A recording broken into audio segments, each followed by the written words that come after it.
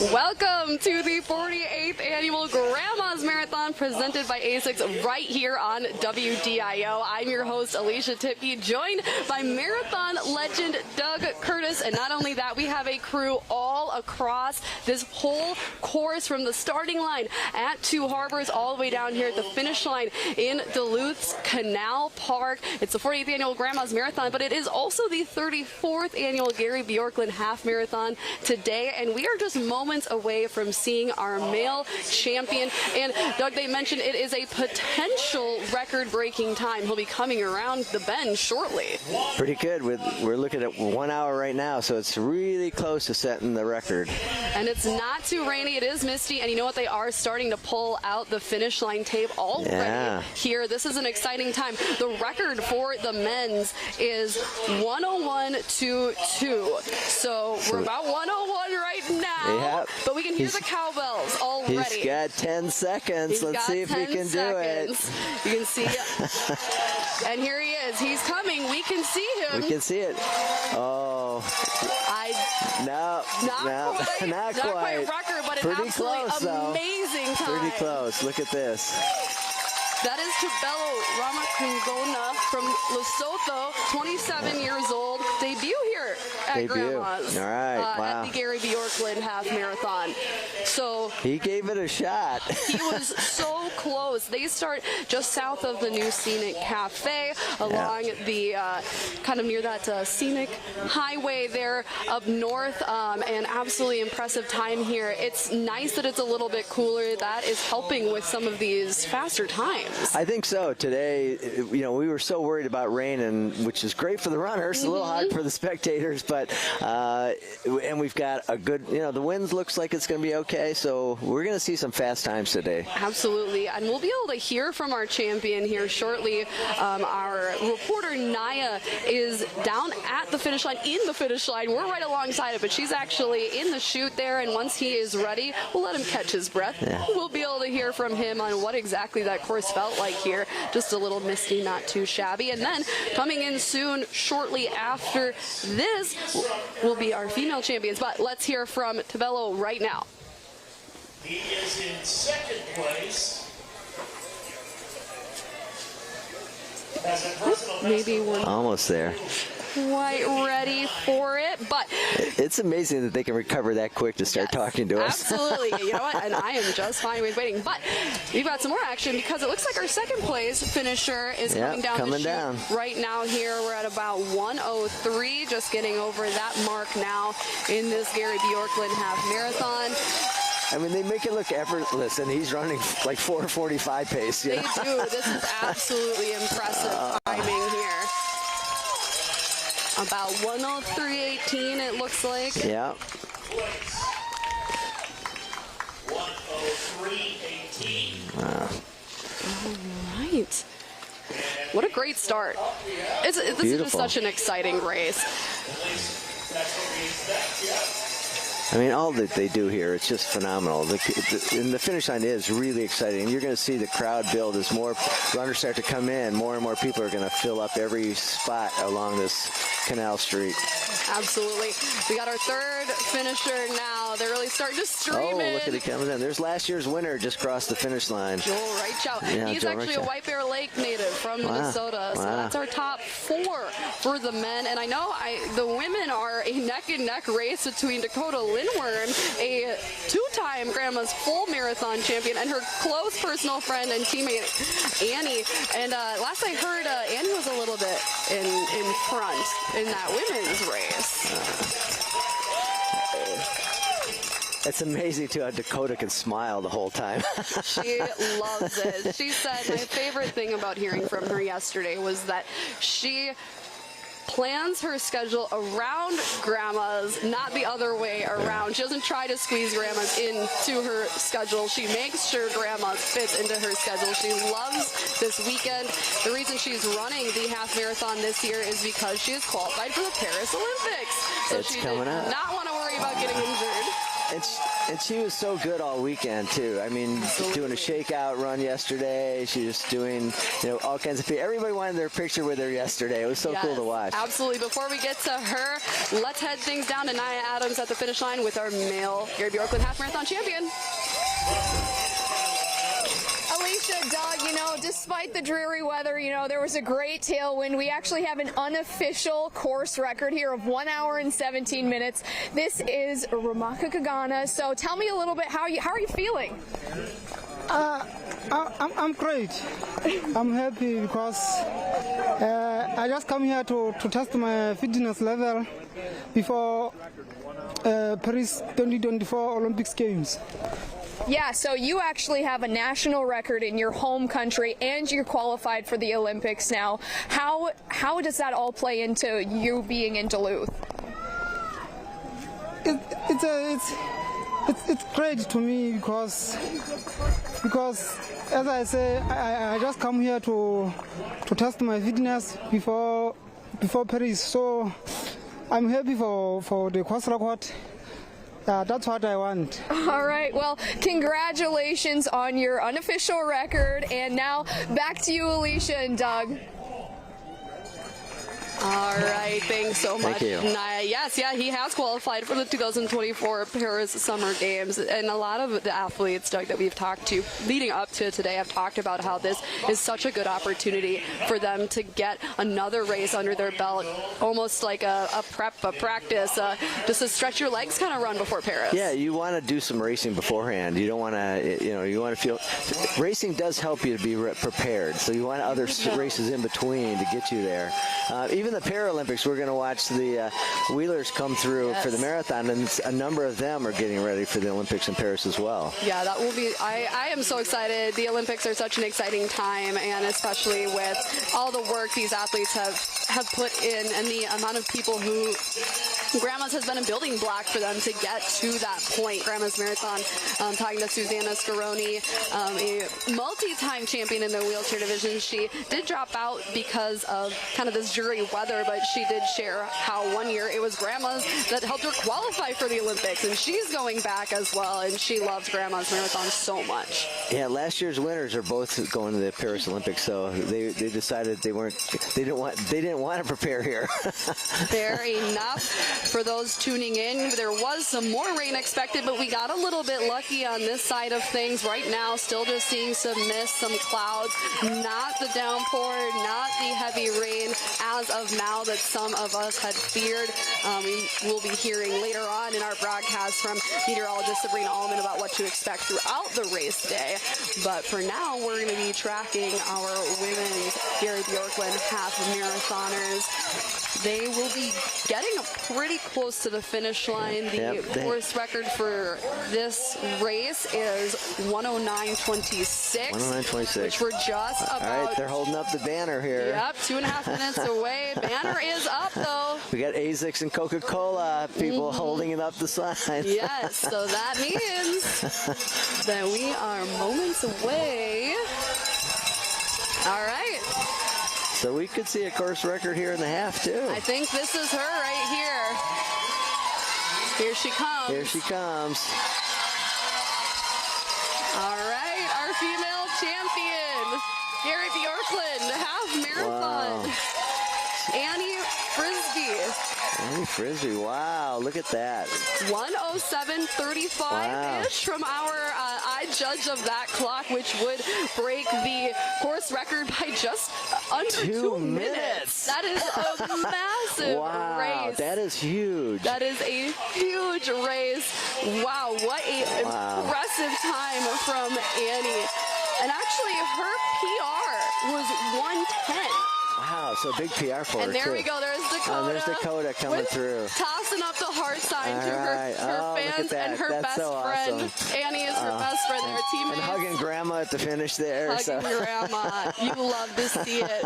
Dakota finished second in last year's Grandma's Full. She won 2022. She won 2021. And she was so excited. Yesterday she said, Annie or myself will break the record. We'll actually both break it, but we'll see see who breaks it better. There we go. So wow. it looks like it was Annie. They looked like they had room to spare, too. I mean, they were flying through that finish line. Plenty of room to spare. So exciting. And you know what? Annie is actually a Wisconsin native, so that's really fun. She kind of is in her home element, I bet, up in the Midwest here. But she is on that Minnesota distance elite team with Dakota. And Dakota, of course, is heading to the Paris Olympics. It's interesting when you finish second. My friends used to say I was the first loser. Yes. But I don't think Dakota's too worried about that. No, she doesn't seem too worried about it. Always, we were talking about it. She always has a smile on her face. Every year, the whole course, it's so impressive how she can keep that up. Well, especially since she knows she's going to the Olympics, you know, and so she's on a high right now and just all excited about what's going to happen the next few months. Yeah. So, and this is another training experience for her too, to push hard and run a good race today. Absolutely. And she kind of mentioned this is the start of her long distance haul for running, but this is kind of Annie's season finale. Yeah. So a really fitting, fun closeout for those two very close friends. And to run fast times, I mean, it helps when you have somebody else to work together. So I'm sure they work together for quite a bit of the course, and so that's how you get course records. Absolutely. So you get two good runners pushing each other. That is... They were kind of talking about that in the elite field, in the elite press conferences yesterday, about having someone who you can track and having someone who you can follow and pace, in a sense, is huge for that. We're finally now just over what the women's record used to be. So that was just such an impressively fast race. But I think this wind, this kind of cooler temperature is, I mean, you've run really how many marathons, Doug? Over 200. Over 200. So you tell us how the weather helps, I guess.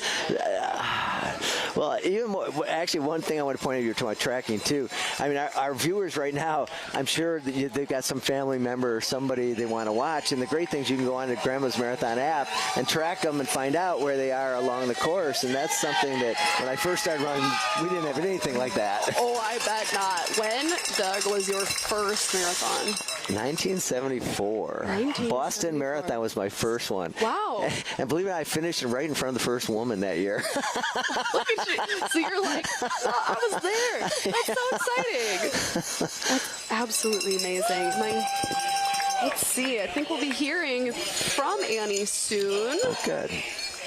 And sounds like we are ready. All right, let's take it to Nye Adams.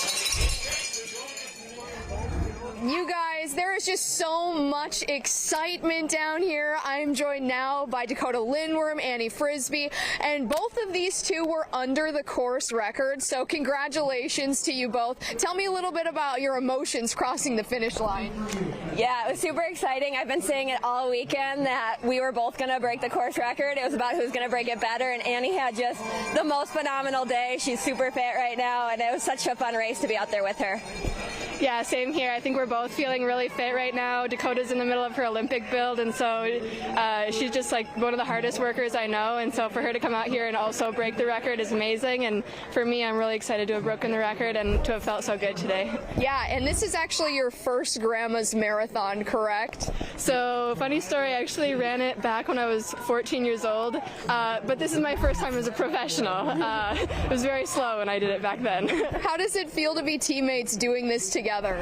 You know, I think a lot of people wonder if there's like a harsh rivalry, if one gets mad when one beats the other, but it's like rising waters floats all boats between us. Like when she has a good day, it just raises the bar for me to have a good day.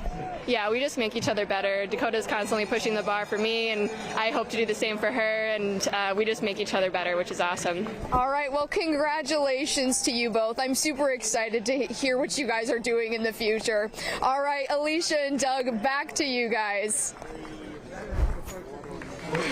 They just have the greatest attitudes of all time. That is so huge when they get to work together, to have somebody that's comparable to you to push. That's how you run great times and why they can run as fast as they could today. Absolutely. And hey, you know what? Not only was the Gary Bjorkman women's marathon record broken, but so was a record in the William A. Irvin 5K on Friday. That's kind of considered the kickoff event to Grandma's Marathon. It was Friday at 6 o'clock at the William A. Irvin, which was in Canal Park in Duluth. And you know what? It took off at 6. Spectators will only have to wait 15 minutes to see Noah Stevenson claim the men's crown, finishing with a record time of 15 minutes and 2 seconds. It was good. I was trying to come out and beat the overall record, but the course was pretty tough. It was pretty technical. It kind of reminded me of like a crit race, but it was fun. The vibe was really awesome. It was really close to the crowd the whole time, so it feels awesome. Duluth is beautiful. Everyone needs to come out and do the Grandma's Marathon weekend. Noah Stevenson. Stevenson finished almost 2 minutes ahead of the runner-up. You were wondering, like, did somebody miss the course? He was that far ahead. Right. His time of 15:02. It did break the Lake Walk course record of 15:34 set by Dustin Franta in 2017. He was just shy, however, of the overall event record of 14:43. That was set on the Railroad Street course in 1994. John Sinclair. So he was somebody I used to race against. John Sinclair, absolutely. And then in 18 minutes and 19 seconds, the female champion, Kaya Kurtenbach, crossed the finish line later, and her mom, Christy, would also cross. Mom has been doing Grandma's Marathon or half marathon since the 80s, and it's her birthday today, and it was really fun to race it with her. It was fun racing with her. She came in a few minutes later, but now she's here with me at the finish. Like 10. Yeah. Rounding out the winner's circle is Caleb Michael Files, who won the non-binary title, finishing with a time of 20:37, also an event record, and there was a record 2,188 finishers. Now that we were watching kids from 3 years old to 90 years old running yesterday. There was a 90-year-old man running yesterday. Impressive. It was really a lot of families too. It was really fun, and a lot of them were wearing matching shirts, and it was really exciting to watch the 5K. It really was. And you said you got the chance to call it. Is that what you were saying? I was the announcer working with Grandma. Beautiful. She's so much fun to work with. I love that. Grandma is the best. We'll probably be seeing her throughout our finish line shots there as well.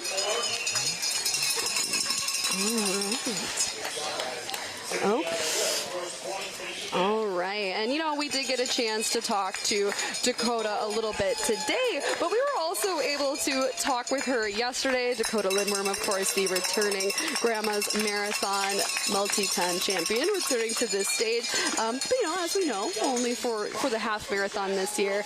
She had one, kind of as we mentioned, the 2021 and 22, took second last year.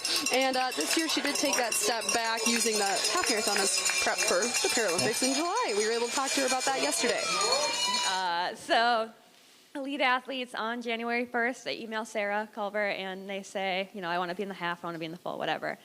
And I do that just like anybody else. And when I emailed her this time, though, I said, I want to be in the full marathon, but if I make the team, please save me a half bib. So before I had made the team, I was coming here. I build my schedule around Grandma's, not the other way around. Linworm took third of the Olympic trials race in February down in Orlando, Florida. Her time being the qualifying mark by just 1.5 seconds. If Linworm, the thought would be if she could win the half marathon. We now know not. But what's interesting is nobody has ever won both the full and the half marathons in Grandma's Marathon history. That's between both the men and the women.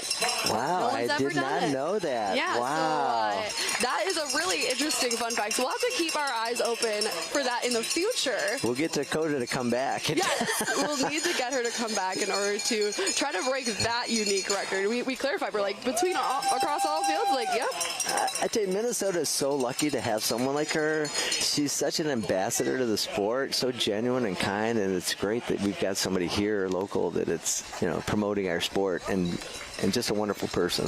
Absolutely. Minnesota might be the state of hockey, but honestly, the running community, I feel like it can't be beat from what I've seen. Yeah, well, when you have people in the past, too, like Dick Beardsley and Gary Bjorklund and Olympians and phenomenal athletes.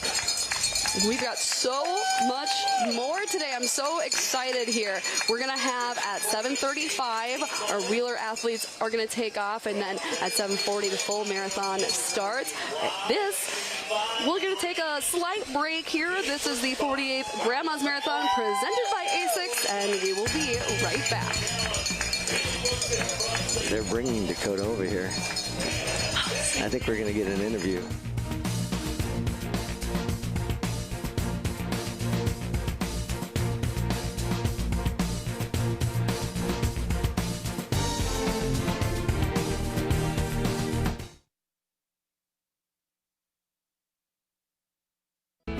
Johnson Mertz.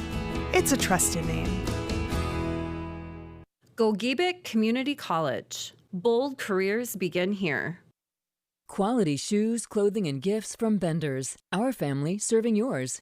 Open year-round, Legendary Waters Resort and Casino, your legendary destination.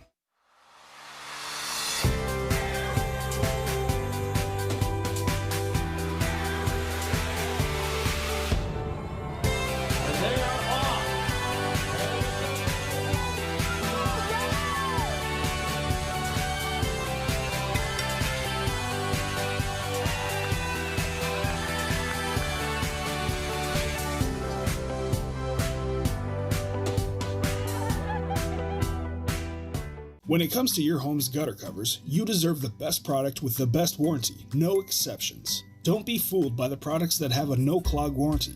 The truth is, filter systems void their warranty when the filter is plugged, and the homeowner is responsible for cleaning or replacing it. At Gutter Helmet, we don't expect our customers to get on a ladder. Instead, we guarantee the water will go into the gutter and the gutter will remain free-flowing.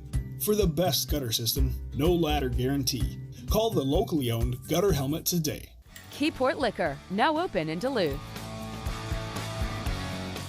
Right now, there's just so much happening in our world. So much at stake at the start of every morning. Making sense of it all, that's not always so easy. And that's where we come in. Good Morning America. We want you to know every morning. We're right here, and we got you. Thank you for trusting WDIO Storm Track Weather. This is live coverage of the 48th Grandma's Marathon, presented by ASICS. Welcome back to the 48th Annual Grandma's Marathon presented by ASICS. We are here with Dakota Linworm. You just finished behind your best friend for the Gary Bjorklund Half Marathon, but you said it was a wonderful race. Talk to us a little bit more about what it felt like deeper on the course there. Yeah. You know, I'm not normally in the half marathon. I'm usually in the marathon, so it was a different experience. I forgot how hard it is to run fast on that last part of that course. But the spectators were out regardless of the weather, which was super awesome. And yeah, to lose to Annie is still a win because she's such an amazing person. She's my best friend, and she ran a great race. And I knew the course record was going down today. It was between her and I. You both broke it. How do you feel? I feel really great. This is a great confidence boost going into Paris this later this summer. So I was really happy to come test my fitness here. Dakota, you're going to have to come back and win the half because nobody's won both the marathon and the half. No one. No one. Yeah, you know, I was telling Andy, I was like, maybe you should just let me win this one. But, you know, I'll come back here every year for the rest of my life. This is my favorite weekend. It's mine too. I think it's becoming all of ours. Well, Dakota, thank you so much for popping over here. We just love talking with you. Real quick though, before we let you go, what would you say to people, even though it's raining, regardless of the weather, what would you say to people if they're thinking, maybe I should try that for the either full or half here at Grandma's? Yeah, you know, even though the weather's a little cold, it's a little rainy, the support you have out here makes you feel warm. I love that. Well, you need to get some warm clothes on. Thank you so much, and of course, best of luck in Paris. Yes, thank you so much. Have a great experience there. Yes, thank you, Dakota. And speaking of that wind and that rain, we're going to take things to meteorologist Sabrina Allman for an update on what we're looking for in this marathon race day. All right. Yeah, well, thankfully, we've been lucky out as far as the rain goes. With the heavier rain moving in later this afternoon, 53 degrees right now at the start of the race. Cloudy skies, a light southeast wind, but the wind really picks up as we get towards the head of the lake, northeast 18 miles per hour. Little bit rainy at the finish, 54 degrees for right now. And we are going to see little bit of rain here and there, but it's more of the mist variety than any significant downpour for the time being. We are going to see little bit rain here and there, like I mentioned, along the race line, but it's not going to be like a total washout. That heavier rain won't move in until later in the afternoon, and midday we get a little bit of a break from the rain before we see that really pick up in the late afternoon hours. So for people running the race, a little bit of mist. It's going to be windy right off the lake.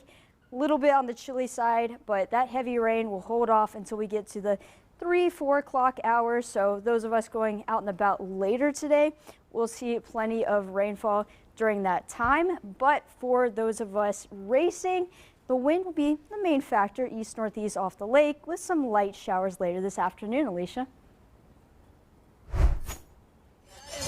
To know. Thank you so much, Sabrina. I'm just grateful that it's not the downpour that some of us feared it was. It's definitely wet out here, but not as terrible as it could be.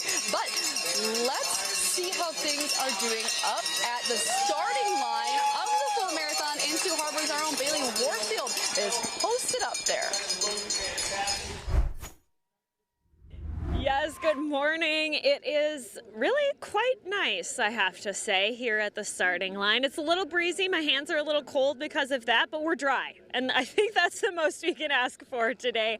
I am with Dick Beardsley and Charlie Marr, who are going to be your full marathon men's race commentators this morning. Dick, I know you're a little cold, but you get to sit in a vehicle. I get to sit in a vehicle, and I'll warm up once the race starts. The adrenaline will start pumping, but it is a perfect day to run a marathon. They got a great tailwind to push them all the way to the finish line. Could be some fast times today, both on the men and women's side. Amazing. What are you just most looking forward to about this race today? You know, I think it's, Alicia Barno is going for 6 wins. I mean, that is incredible. He's got 5. He's one of the favorites in there. And Dominic Andoro, he's the record holder. He set the record 10 years ago. He's in the race, so it's going to be a battle, I think, between those two, but there's always a dark horse somewhere in there that's going to give him a little push also. Yeah, I'm looking forward to seeing it. And Charlie, you know, the story all week has kind of been the weather. How do you think what we are experiencing this morning will play a role in the race? I think just a feeling of relief that, I'm not going to get rained on for all 26 miles. I hear it's a little wet down in Canal Park. Yeah. This tailwind, this is like an answer to people's prayers. This is when they train for Grandma's Marathon, they think maybe it'll be a tailwind year. It's a tailwind year. What are you looking for on the men's side of things today? I think there are. I think Alicia and Dominic are the favorites, but there are some dark horses. There's a 2-time Olympian from Eritrea, Emmanuel Marcel, who's running. That if he likes tailwinds, if he likes semi-dry weather, maybe this is his day. Cosmas Kiplimo from Kenya, another guy with good credentials. At some point, Alicia and Dominic aren't going to win this race, and maybe if this is that year, maybe one of those guys is the person to do it. Amazing that Dominic's still in the race 10 years after setting the record. Amazing. Now I want to introduce you to Carrie Tollefson and Tom Hansen, who are going to be your women's full marathon commentators. Carrie, what are you excited to see today? Well, first of all, I love it when you come to the start of this race and some of the elite athletes and the athletes behind them are wearing gloves, because that means it's like a perfect day to race, right? We're chilly at the start, and then they're going to heat it up with that fast pace. But I would have to say the headliner in the women's race is 2-time Olympian Olga Mazaronek, and she is from Belarus, and she is really fast. She's run a sub 224. 224 is a course record. She's got a 223 PB. She's coming off of a runner-up finish at the LA Marathon, and so that's kind of the big name, but we have a lot of returners and some great gals that are going to be pushing her along the way. Yeah, tell me about those returners, Tom. Yeah, there's quite a few of them, and that have had top 10 finishes, and that's the exciting part. You never know who's going to step up and maybe reach that first place. Jane Barakis, of course, is coming off a win over at the Pittsburgh Marathon. Of course, she's one to keep an eye on, also at the Olympic trials, so this will be her 3rd marathon already. Grace Kahura Malang, she was the top returner from a year ago, 6th place last year, and we can't forget about Molly Bookmeyer. Molly's also been here before, her 3rd Grandma. So we've got a lot of runners who have participated and done well, top 10 finishes here at Grandma's Marathon. Yeah, very exciting. Definitely a beautiful morning. The national anthem just started behind us, so I know you all need to get into the race vehicles here and get ready to get started. You probably won't see much of their faces throughout the broadcast this morning, but you will hear what they have to say, a lot of that. Flyover coming soon, and then of course the start, and we'll be up here in Two Harbors with you for that. Back to you, Alicia and Doug. Oh my goodness, it's so exciting. We are getting so close. Our wheelchair athletes will take off in just about 5 minutes here. That's at 7:35. Then we got our elite men taking off in the race at 7:40, our elite women at 7:45. So we are nearing all of the action here, and we're going to take a quick break first. This is the 48th Annual Grandma's Marathon presented by ASICS. We'll be right back.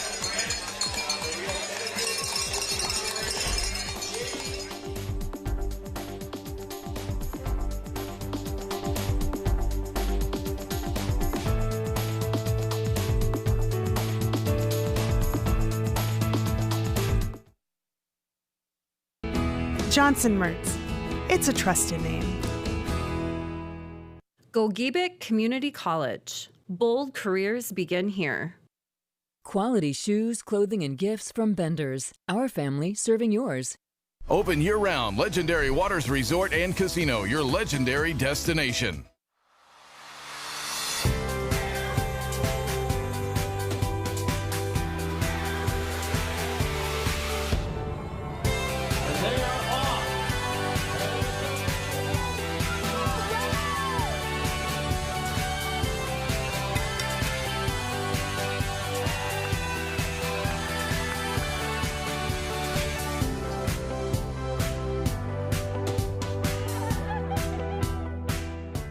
Hot tub. Major manufacturers and warehouses clearance of new 2024 inventory. Today and tomorrow. Medina Entertainment Center. Over 100 hot tubs on display and everything must go. New 2024 inventory. Hot tubs starting at $29.95. All inventory 40 to 80% off. Come see the revolutionary swim spa in action and save up to 60%. Trade-ins welcome. Free delivery. We'll even haul away your old hot tub. Worry-free installation. 18-month interest-free financing. Millions of dollars of inventory must be sold. Medina Entertainment Center. Free admission. Free parking. Call 833-SPA-SALE. Keyport Liquor, now open in Duluth. Right now, there's just so much happening in our world. So much at stake at the start of every morning. Making sense of it all, that's not always so easy. And that's where we come in. Good morning, America. We want you to know every morning. We're right here, and we got you. Thank you for trusting WDIO Storm Track Weather. This is live coverage of the 48th Grandma's Marathon, presented by ASICS.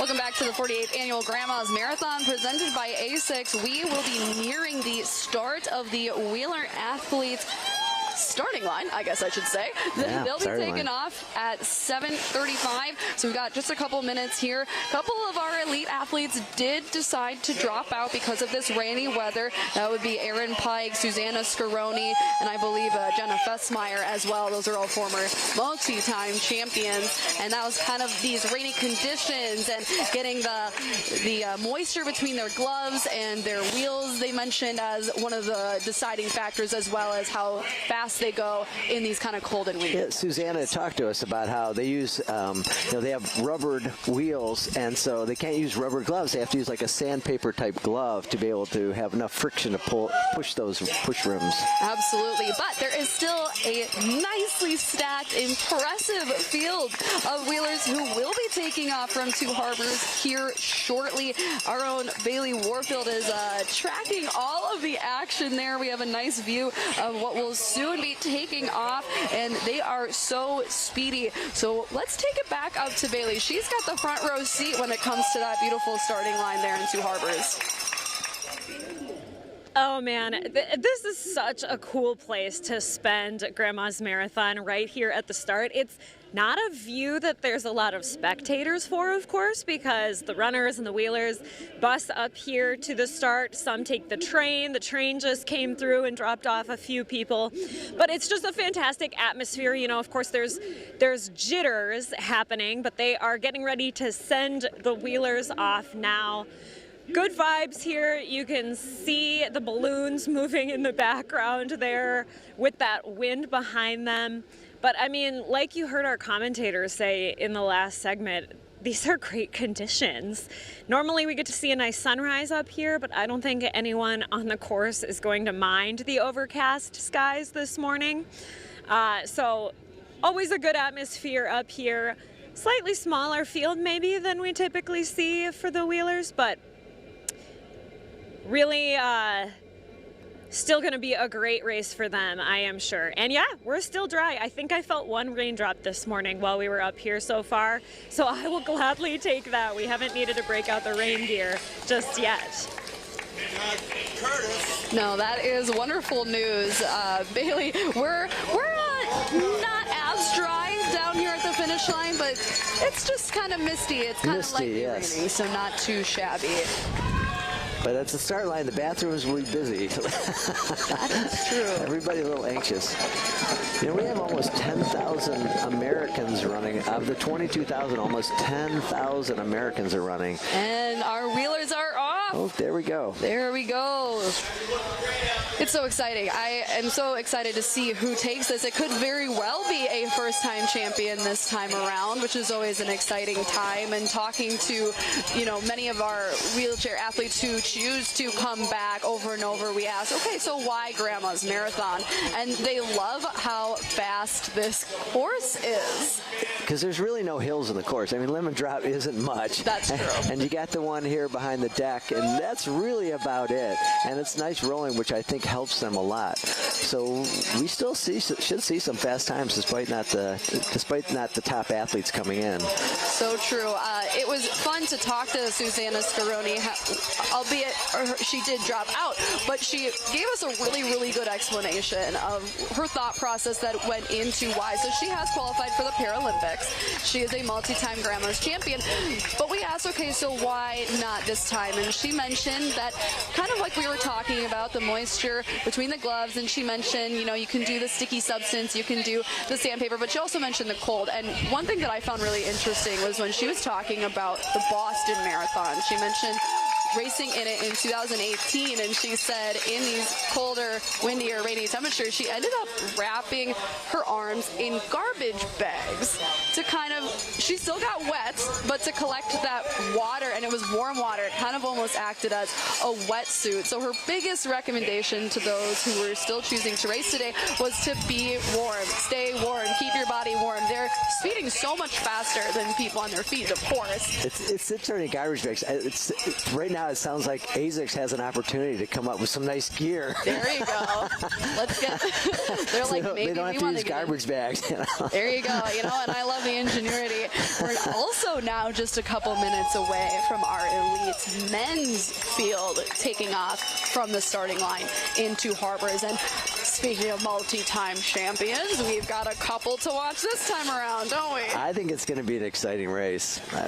These athletes are all well prepared, and they've come back year after year because they love coming here. We do about 2.5 minutes to the start, we're hearing. We've got Dominic Onduro, who placed second last year. He won in 2022. He won in 2014. We've got Alicia Barno, who is a 5-time champion. He won last year. No one else has won it more than twice, and he's just blown away everyone else. Yep, way, way, way and above the event's all-time winningest runner. But him and Onduro trained quite a bit last year, but really only once this year, they mentioned.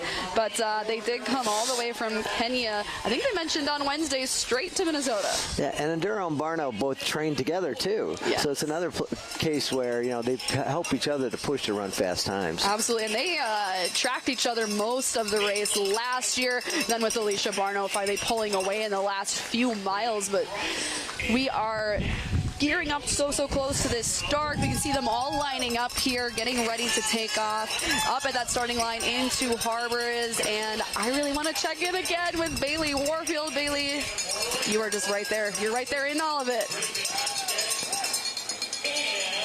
I'm right there. I have a nice close view of all the brightly colored shoes.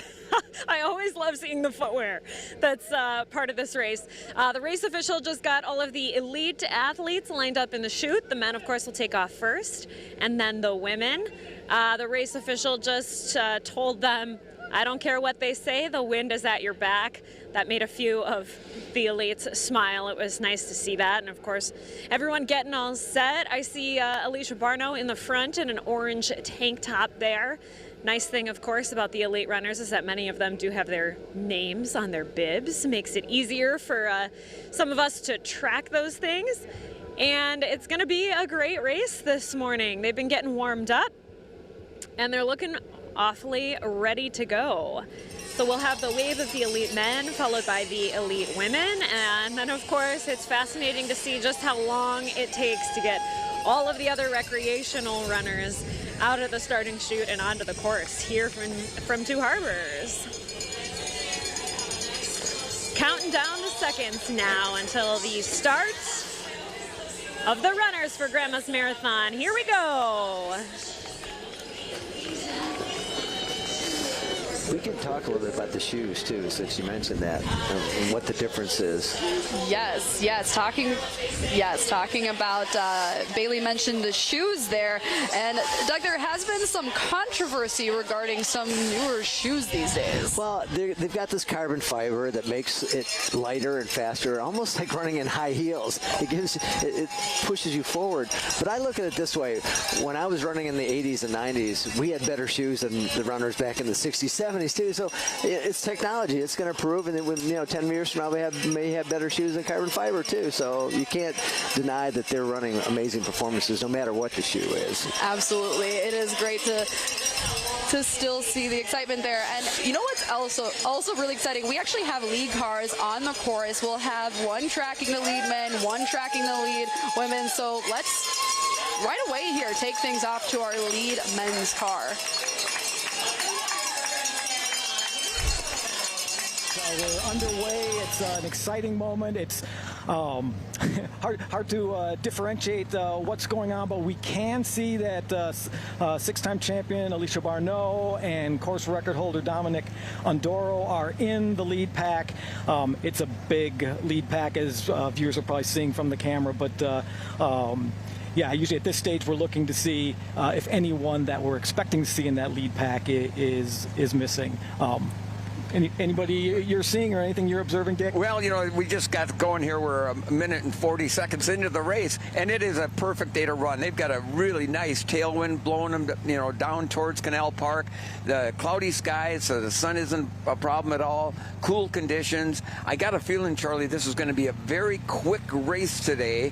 And, like you had mentioned, Dominic Ondoro, our record holder, set that record 10 years ago, and Alicia Barneau is going for a 6th win at the Grandma's Marathon. Amazing. But there's always a dark horse that'll be in there, and it won't be just those two, I don't think. Do you think, Dick, that the tailwind situation will create a problem where it's a question of, hey, I'd really like to get this record, the course time bonuses, and maybe a runner will not think about, I got to win the race too. Well, right. How do you balance that on a day like today? Going into a race when I was back at that level, many years ago, I never cared about the time. I went in there to be competitive, tried to win the race, and I think that's what most of these elite guys are doing too. Yes, it'd be great to run fast, but number one is I want to win this thing, and so on a day like this, though, if it's a competitive race, somebody's going to win it, and somebody could run a really, really fast time. Maybe even break 2:09. You never know. One person I am spotting in this lead pack, which looks like it's about 10 people right now, is Gerald Mock. He's one of the prime United States runners in the race. Yes. He's got a PR of 1:10:37 from the Chicago Marathon. He's also run at Boston, and he hasn't, from the records we have, hasn't run a race recently, a marathon recently, but he's here at Grandma's. He wants to run, and he's someone I've been curious about because he's got good credentials. He's coming down from altitude in Utah, so we'll keep an eye on him. Also, top Americans in this field, Kevin Lewis and Tyler German from Minnesota Distance Elite. Yeah, so it's the pack. I'll be honest with you, it's not a real large pack, Charlie, and that group has pretty much opened up a gap, from the folks that are behind them right now. That's right. Yeah, it's maybe 8 to 10 people, and it looks like a good 100 meters back to the chase pack behind them. And I think I see Tyler German and Kevin Lewis in that. So with that, the situation here at just outside of Two Harbors, we'll send it back to Canal Park.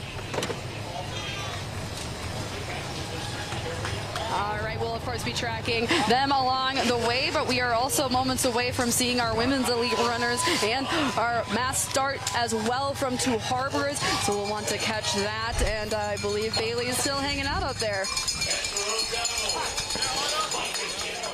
I am, and we are getting close here to the start of the women's elite runners. You know, you heard Carrie Tollefson mention the gloves that some are wearing, and yep, I see a few gloves on those folks in the front. The flag is up, and the horn is just about to go off.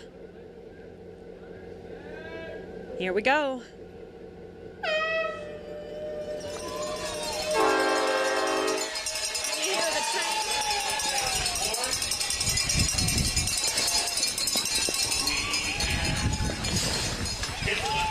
I do love hearing that train horn to start that race. A nice pack of the elite women, and then pretty much everybody who has signed up for this race, a massive pack. The wind has really picked up down here at the finish line, but hopefully their start goes pretty smooth there for this 26.2 mile race. I like that, the train start, the train horn. That's really good. You know, Dick was right talking about the runners don't think about a course record. You know, they're trying to run their own race, and you're right. You want to try to win first, and records happen just because it's your day. You know, but when you're out racing, you're not thinking about. You're just trying to run within yourself, not thinking about your time. So true. And let's now take things to our women's lead car with Carrie Tollefson and Tom Hansen. Alicia, thank you very much. We're just 1 minute in here, so very, very early. Still a large pack here as we begin the race, the 48th annual. We have 70 different countries represented, and amazing coming from all over the world, Carrie. But Carrie, when they're in a pack like this at the beginning, what's the key to have a good start when they're all packed up? Like you obviously want to get a good start, but you don't want to be bumping, you don't want to, pushing and shoving. What's the key to a good start here? Well, I think get off the line, establish yourself, but also patience. We have a tailwind today. It's perfect out here for a great race, and every athlete is excited about the conditions, so you have to have patience, you have to stay within yourself. But I think one of the things that's always interesting is they're running through their race strategy right now. They're reminding themselves of when they're going to fuel, when they're going to hydrate, and also who they're keying off of. So, right now, too early to say, obviously only 3 minutes into, 2 minutes into this race, but a perfect day to race, an exciting day for them. You talk about fueling, but you don't see a sun, you don't see the heat, but that's just as important on a cool day, isn't it, Carrie, to have that nutrition? Yep, and even though it feels like it's cool out there, their body temperature is still going to rise fast. But you can see Molly Bookmeyer, for instance, she's in that lime green top. She's got her gloves on, and so she, you can tell that it is chilly. My hands are chilly. It's perfect. So as they said on the men's side, I think Charlie Mahler said it's going to be a fast day, and I agree. We've got several different runners in this race who have known this course, Carrie, that have placed in the top 10 before. They know which way to go. They know where the turns are. They know where the terrain comes in, goes out. Does that help versus somebody that's new to this race running it for the first time? Most definitely. I think that it always helps to have experience, and we have our women up front here that you named it right at the top of the show. We have Grace Kahura Malang. She was 6th here last year. She's really excited to come back, but Jane Barakis did not get to run the marathon last year because of an Achilles injury, so she ran the half, but she says every year this is one of her favorite races to run, and she's in the pink with the pink headband, and her husband coaches her. We'll get into it a little bit more, but for someone to come back to a course like a Dakota Linworm who just loves it, that just lifts them up. And I always say a happy runner is a fast runner. So Molly Bookmeyer as well. She ran here in 2022. We've already mentioned her. And also one of our top finishers from last year is Elena Hayday. So we'll be seeing her. She runs for Wazelle, and she's a 2:30 marathoner. She was 7th here last year. And, of course, Damaris Ariba is one of those in her first race here at Grandma's, but she already has a win at the Austin Marathon and 2nd at the Pittsburgh Marathon from Kenya, a debut for her. 3 marathons, Carrie, in 2024. That seems to be a lot. It is a lot, but they've already touched on it. We have new technology, which is allowing athletes to recover faster. They can train harder, and they can run more races. So as a professional runner nowadays, they have a little bit more opportunity to make more of a living out of this. So you are seeing athletes toe the line and give it a go. Nobody's really taking advantage. Still in a big pack here as we're just 4 minutes and 20 seconds into the women's race here in the 48th annual Grandma's Marathon. Alicia, I guess we'll send it back to you. Absolutely. Thank you, Tom and Carrie. We'll periodically check in with our men's and women's lead car. Women's lead car is Carrie Tollefson and Tom Hansen. Our men's lead car is Dick Beardsley and Charlie Mahler. So we'll have plenty of time to hear their thoughts and their expertise along the race course. But for now, we're going to take a break. This is the 48th annual Grandma's Marathon presented by ASICS, and we'll be right back.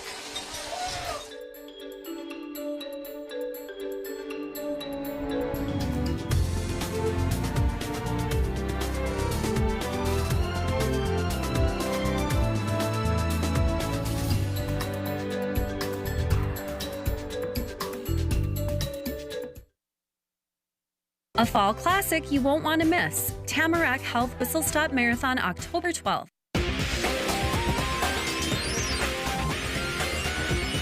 Harness your inner ox at the Northland's most colorful run, Bemidji Blue Ox Marathon.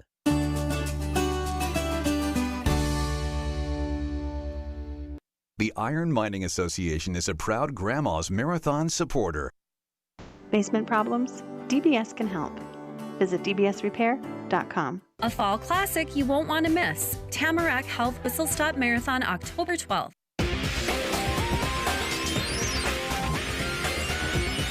Harness your inner ox at the Northland's most colorful run, Bemidji Blue Ox Marathon.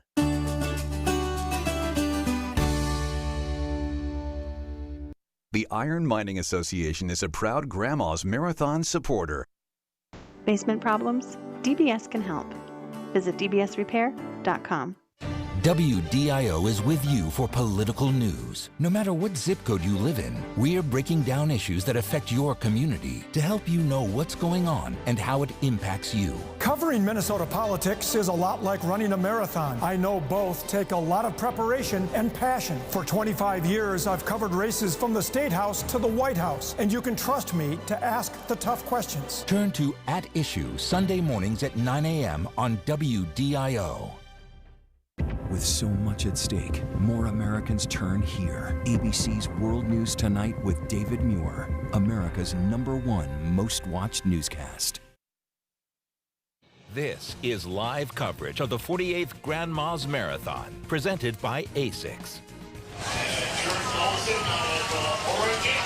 Welcome back to the 48th annual Grandma's Marathon presented by ASICS right here on WDIO. It kind of feels like this wind has been picking up a little bit down here at the finish line. Still a little bit of sprinkles. So I want to toss things to our WDIO meteorologist Sabrina Allman to hear the latest on what we're dealing with on this Grandma's Race Day Saturday.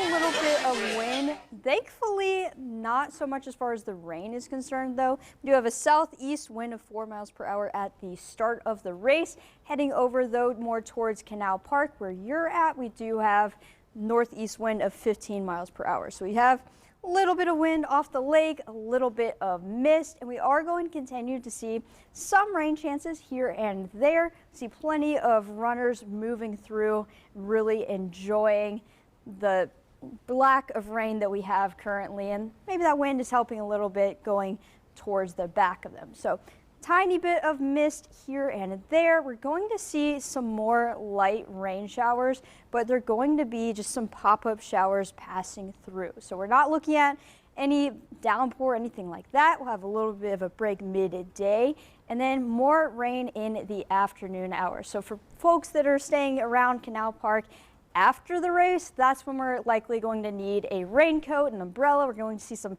heavy downpour more in the afternoon to evening hours. So thankfully, that chance of heavy rain has shifted further late in the day. For right now, 54 degrees by the lake, as Medford Brent Harborham shows, but aimed towards some runners. They are moving through at a good speed, not looking at a ton of weather inhibiting the race right now. And so some showers possible here and there towards French River, those heavy rain in the morning or in the late afternoon, a couple of showers in the morning, some strong wind. So winds are the main thing we're contending with, especially as they go more towards the finish line at Canal Park, about 12-mile-per-hour winds compared to closer to 9 towards the start of the race, Alicia.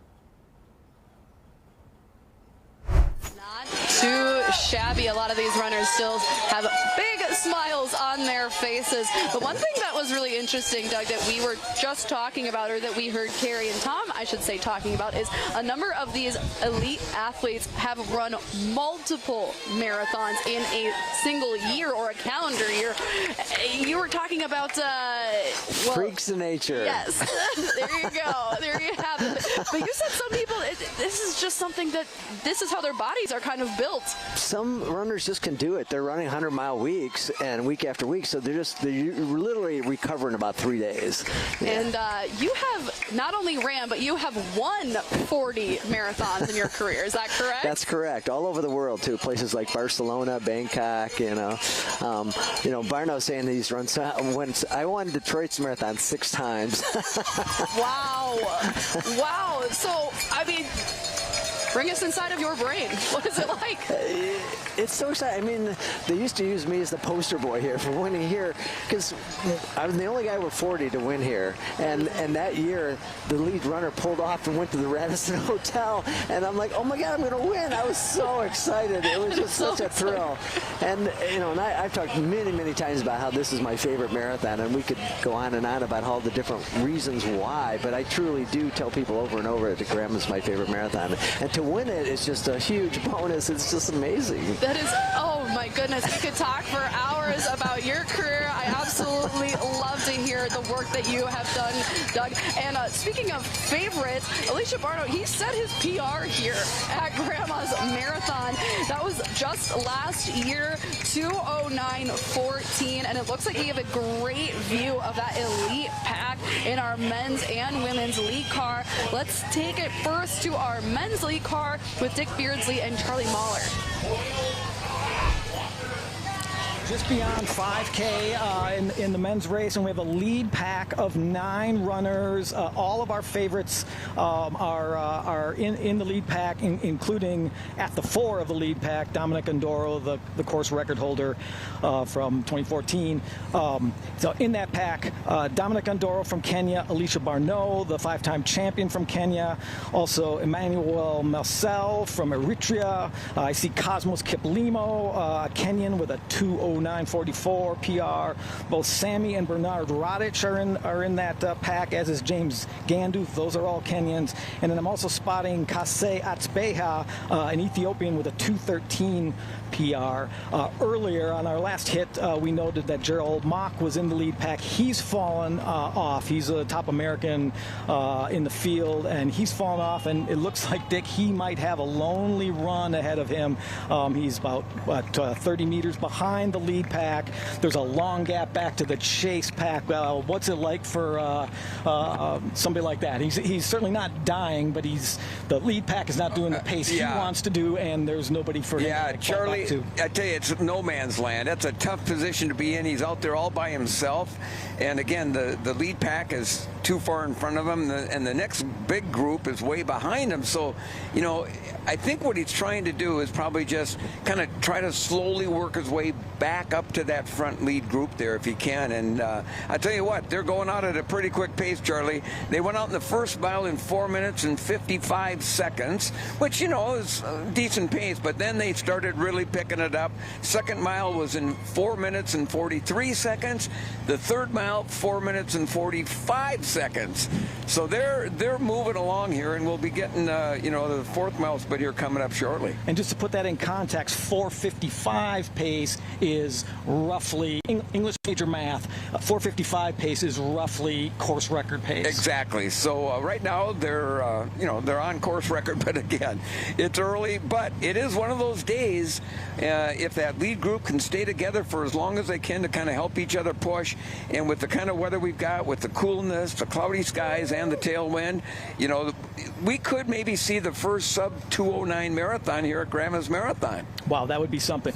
Now, looking at the this lead pack of 8 or 9, like what's the mentality for a runner in that pack right now? A lot of race left to go, but it's sort of sorted out. It would seem to like who the competitors are. Yeah, and right now it's just basically trying not to think about the race. Just get in there, kind of get in the groove. It's early in the race yet. We're coming up onto the 4th mile here. I'll get you a split here and just live right there. Our 4-mile split. That one slowed down a little bit, 5:03 that mile. But again, they're just kind of, feeling each other out a little bit here. Most of the guys in that lead group probably all know each other, have raced each other many, many times. And so right now you're just trying to keep your mind off of everything and just kind of go out and run. You're not really competing right at this point. You're just kind of going out there, getting in the groove. So a pack of 9 in the hunt for the 2024 Grandma's Marathon men's title, including 5-time champion Alicia Barneau and the course record holder Dominic Andoro. So with that as a situation, we'll send it back to Canal Park. Yeah, quite an exciting pack to see them group up like that. Great strategy for them to stay together like that. And they're cutting the tangents. Courses are measured by a Jones counter. They use a counter on a bike, and they're within literally a foot of the end of the pavement. So when they're cutting, so I'm watching these runners, and they are knowledgeable enough to know you cut the tangent and make the course as short as you possibly can, because that's how it's measured. No, that is great. That's great insight. Thank you so much. And right now we're gonna check out some more insight from our women's lead car, Terry Tollefson and Tom Hansen. Alicia, thank you very much. We are 15 minutes, 54 seconds into the women's race, and at this point, exactly what Carrie Tollefson said was going to be the leader is the leader, and then there's a pack behind Olga by about 10 seconds, but Olga is she's taken charge, hasn't she? She has taken charge. She's all alone. There's no guys around her. She is just smiling at the people that are cheering for her. But, Olga has a really strong background. We're coming up here, I think, on mile 3, and she is coming through. Let me just give you a quick split right here. She went through in 5:37 again. Oh, excuse me, that was 5:22. So she now is under course record pace. Course record pace is roughly 5:30 per mile pace, so we're going to keep an eye on that for you. But Olga's a two-time Olympian. She was 5th in the Tokyo Olympics in 2021. She had a little bit of a pause in her racing career. We're going to get into her story if she's going to be out here on her own. But Olga has not been allowed to compete for her country. She voiced her concern about about Russia invading Ukraine, and her country has now banned her from competing in her country, and also their country is not allowed to compete at the Olympics, so she will not be at the Olympics this year. But the U.S. has allowed her to move here and to train here and to race here. So she is having a phenomenal year. She was 2nd at the LA Marathon. She was real close to her PR. She ran 2:25 there, and she's having a great race right now. She looks real smooth and easy. And she was also in the Rio Olympics, too. And she started as a race walker. Yeah. What's that conversion like?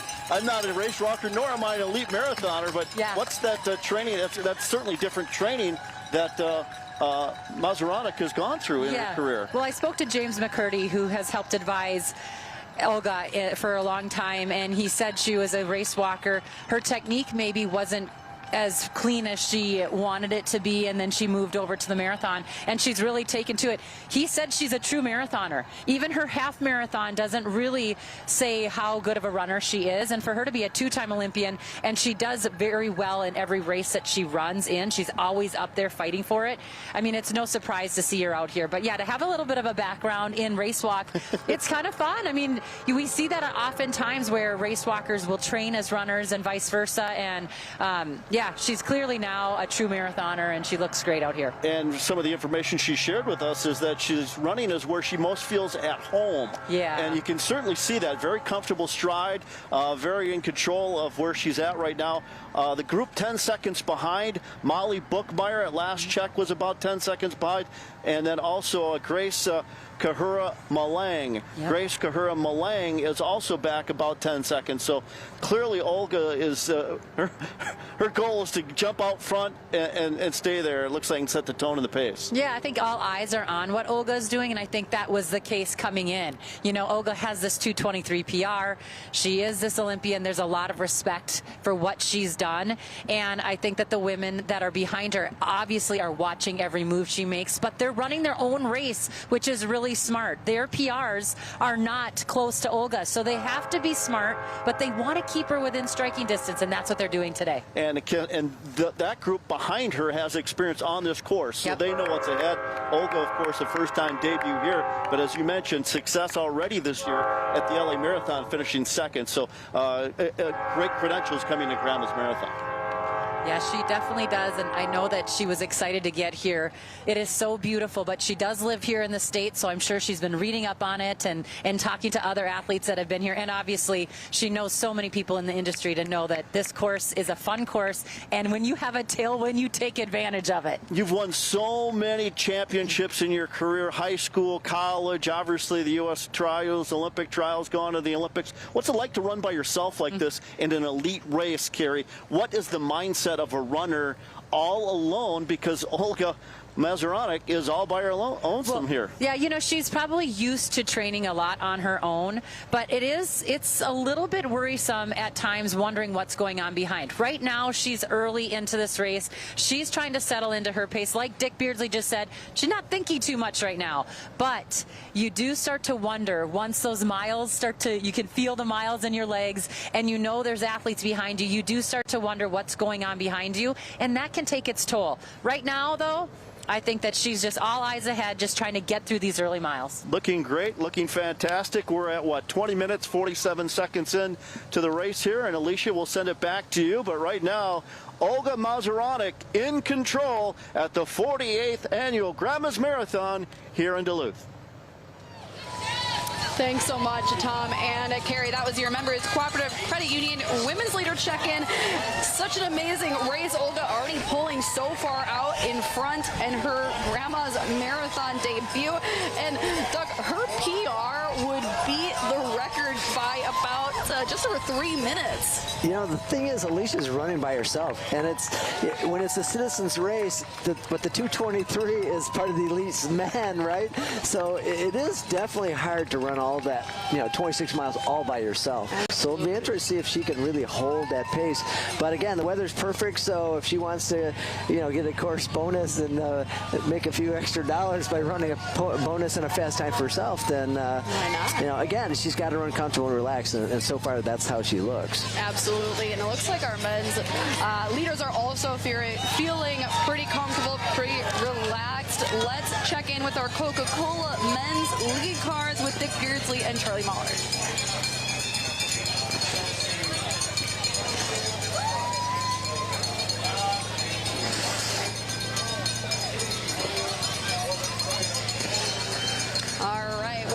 We will check in with them in just a bit, but still just to watch this pack stick together. I know it's still early in the race, but talk about the advantage of being in a pack like this.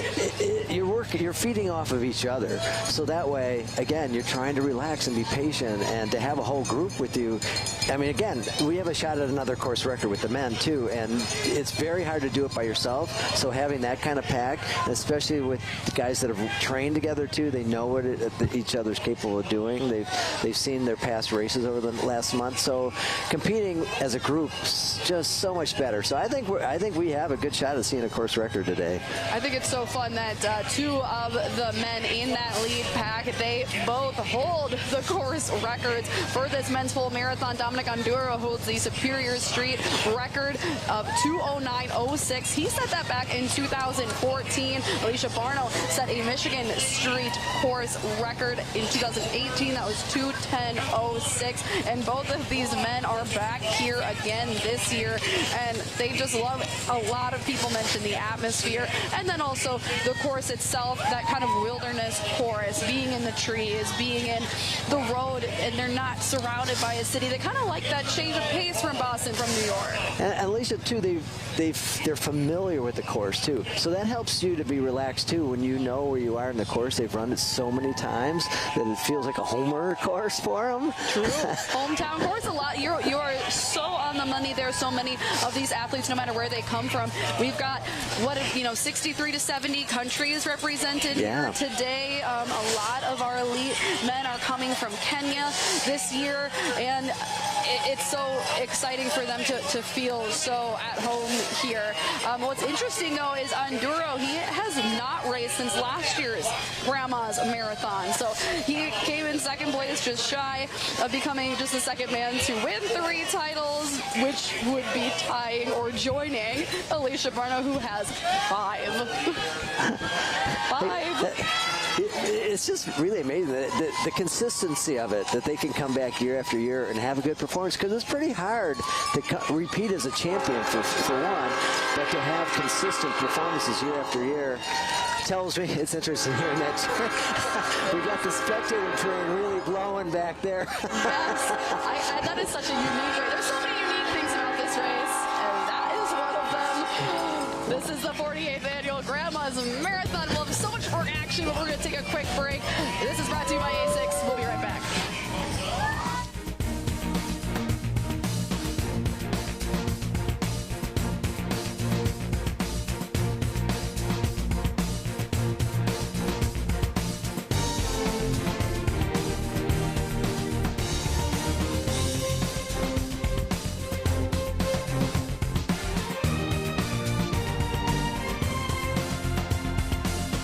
Open year-round, Legendary Waters Resort and Casino, your legendary destination. When it's time for better storage, Dakota Closets is the solution. Menards carries a great selection of closets that are perfect for any space. For home offices, laundry rooms, standard closets, and even storage for your kids' playrooms.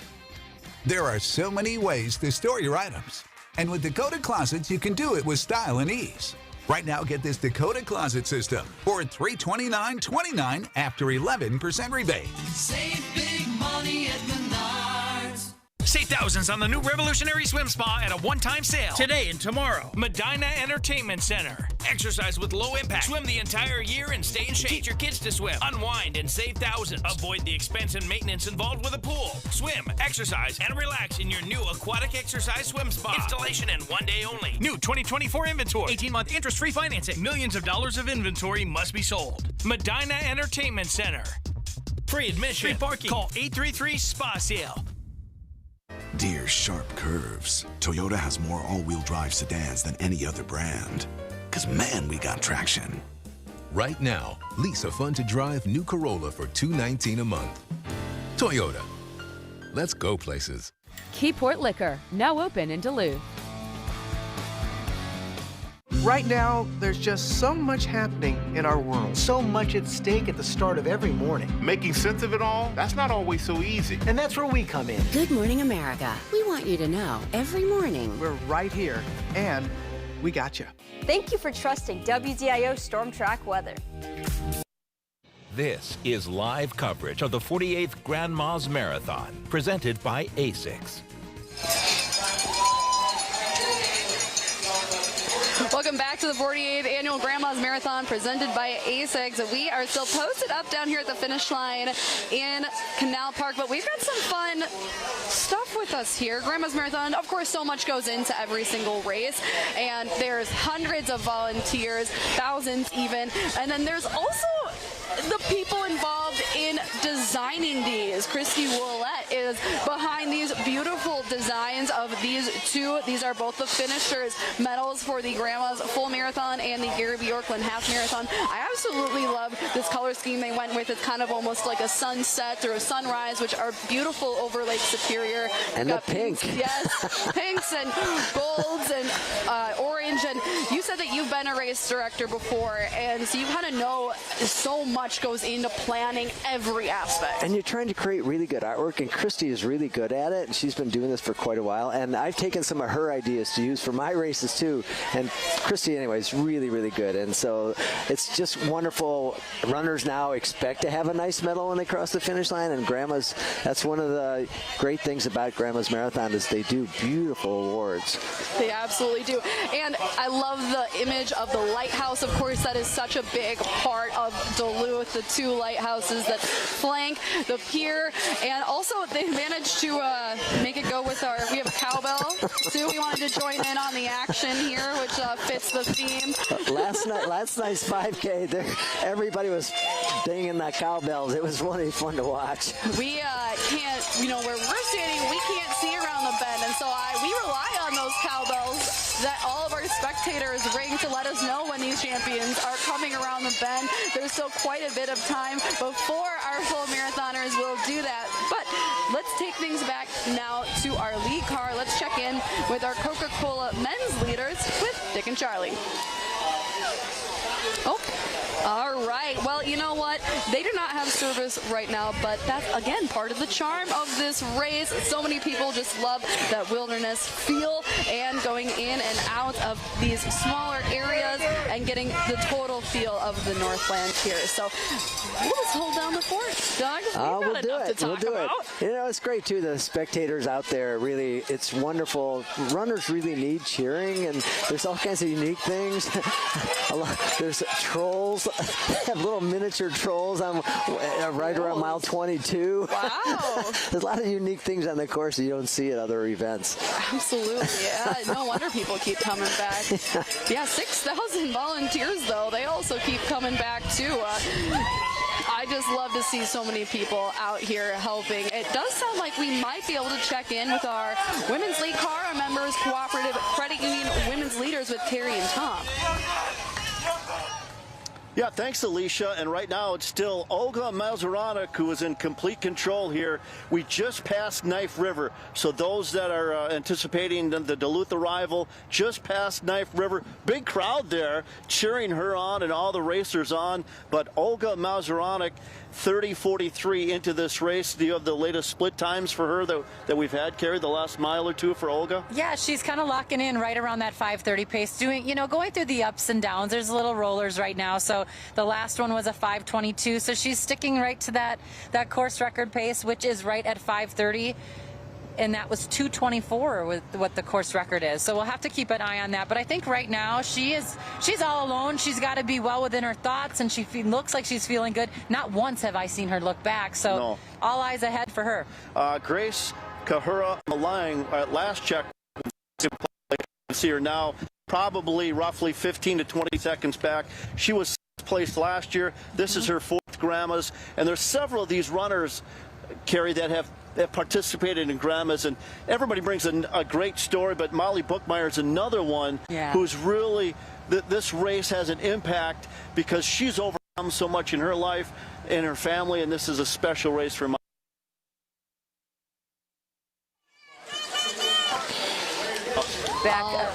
All right, yeah, and he, kind of what Tom was just mentioning there, Molly, she has overcome a lot in her life to get to this point. She was diagnosed with a brain tumor in 2013, which she had removed via surgery in 2015, but she still has yearly checkups to make sure she's still in good health. And actually, her next checkup is this Monday, so this was such a great milestone weekend for her. She was telling us yesterday about how she gets to run this race here and have that checkup, just kind of a reminder of how far she's come. Well, the good thing, too, is she's run this race 3 times, so even though she's only 15 seconds back, so knowing the course well, that still puts her in the hunt.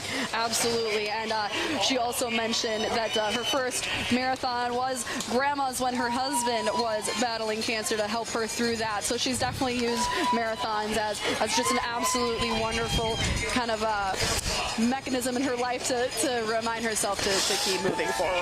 People use the marathon as all kinds of incentives, especially women when they turn 40. It's a way to prove to yourself, okay, I'm still fit and healthy. Absolutely, and speaking of people that are pushing themselves to the extreme, we've got our men's elite pack still sticking packing tight. Let's check in with our Coca-Cola men's leaders with Dick and Charlie. Marathons under their belt, so have either learned the lesson through experience or the hard way. So as we're approaching the 8-mile mark, still that lead pack of 8 runners under course record pace, and with that we'll send it back to Canal Park.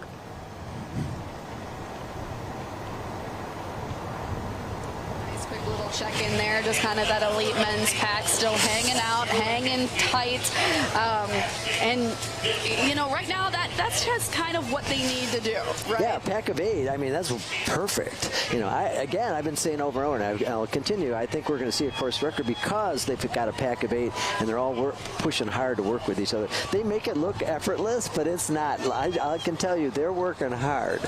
They train all year round. It's so impressive what they can pull off here. And the amount of, we kind of mentioned this earlier, but the amount of marathons these people put under their belts all throughout the years. Alicia Barno, he took 10th in the Houston Marathon. That was already this year. And we've got so many people who ran in the Los Angeles Marathon already who are among our elite men's pack, which they placed in the top 5, a number of these men, Sammy Rotich and Cosmas Kiplimo. So, but I do think Barno and Enduro have an advantage, and they know what it's like to win here. So you have that experience, you have that confidence in your head that, okay, I know how to run this course and I know how to win this course. And they know the strategy. Everyone kind of talks about, lemon drop, it could be worse, but for those who haven't been running here, describe what that lemon drop hill is like. Well, Kevin Pates, who is a writer here and still writing and has been around with Grams for years, named it after a restaurant, and then it was kind of a hill until they redid the highway. And now it's not much of a hill. I actually think the steeper hill is around the corner by the deck.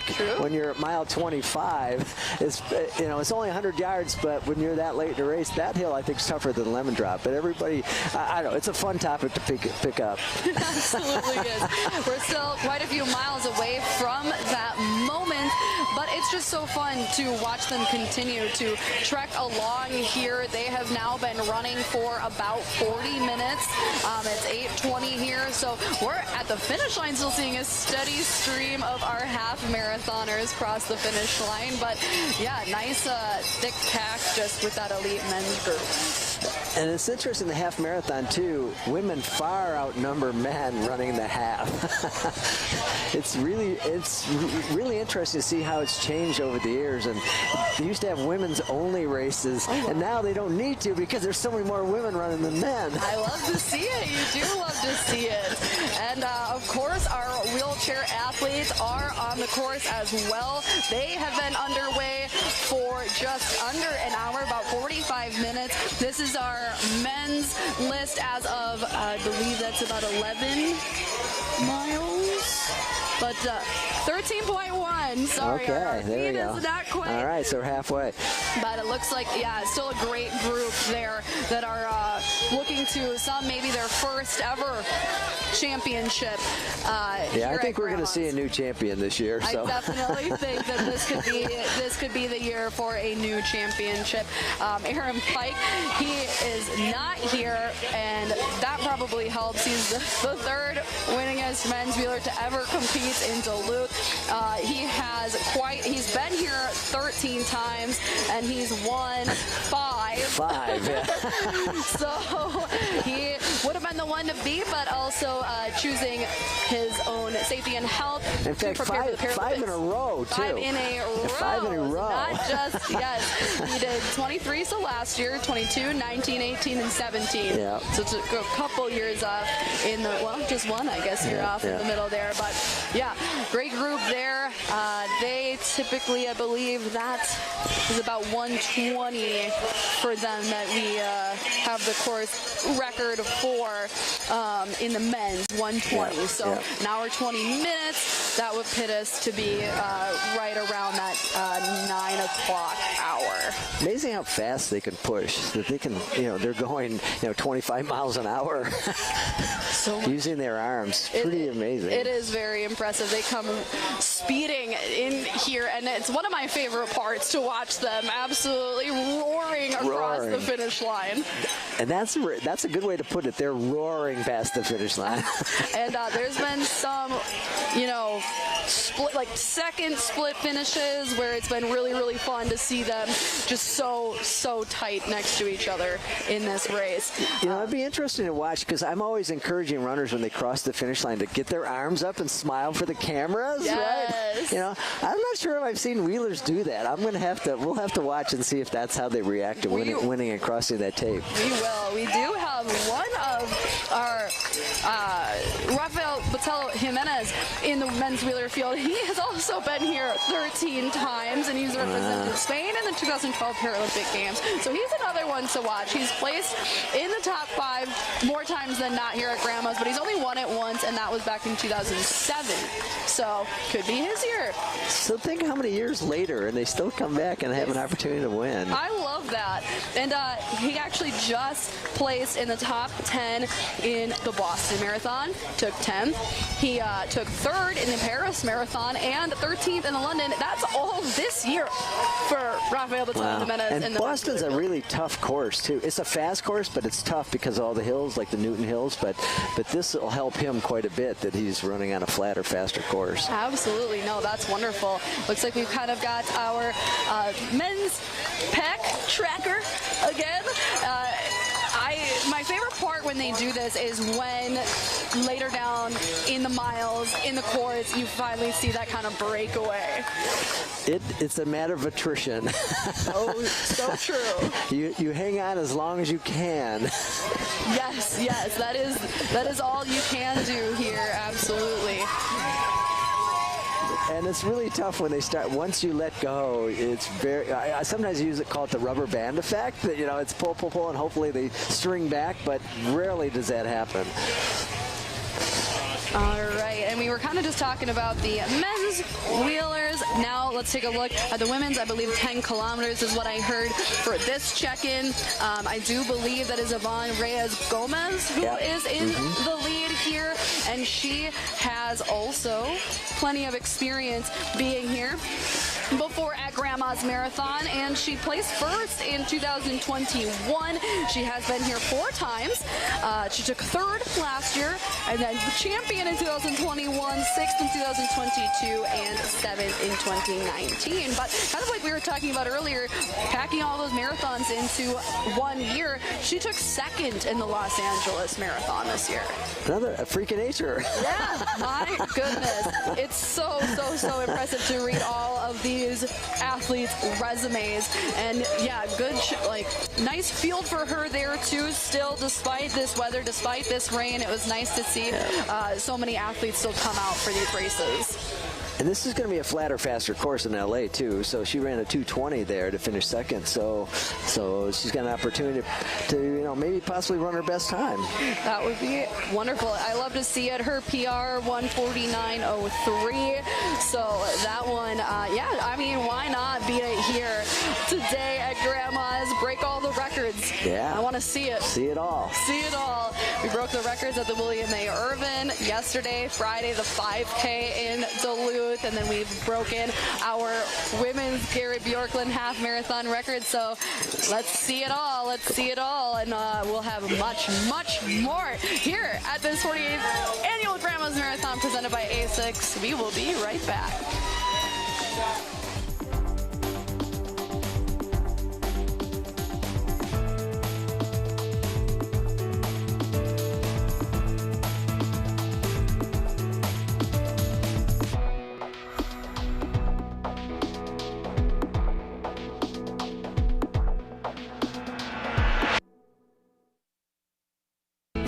Johnson Mertz.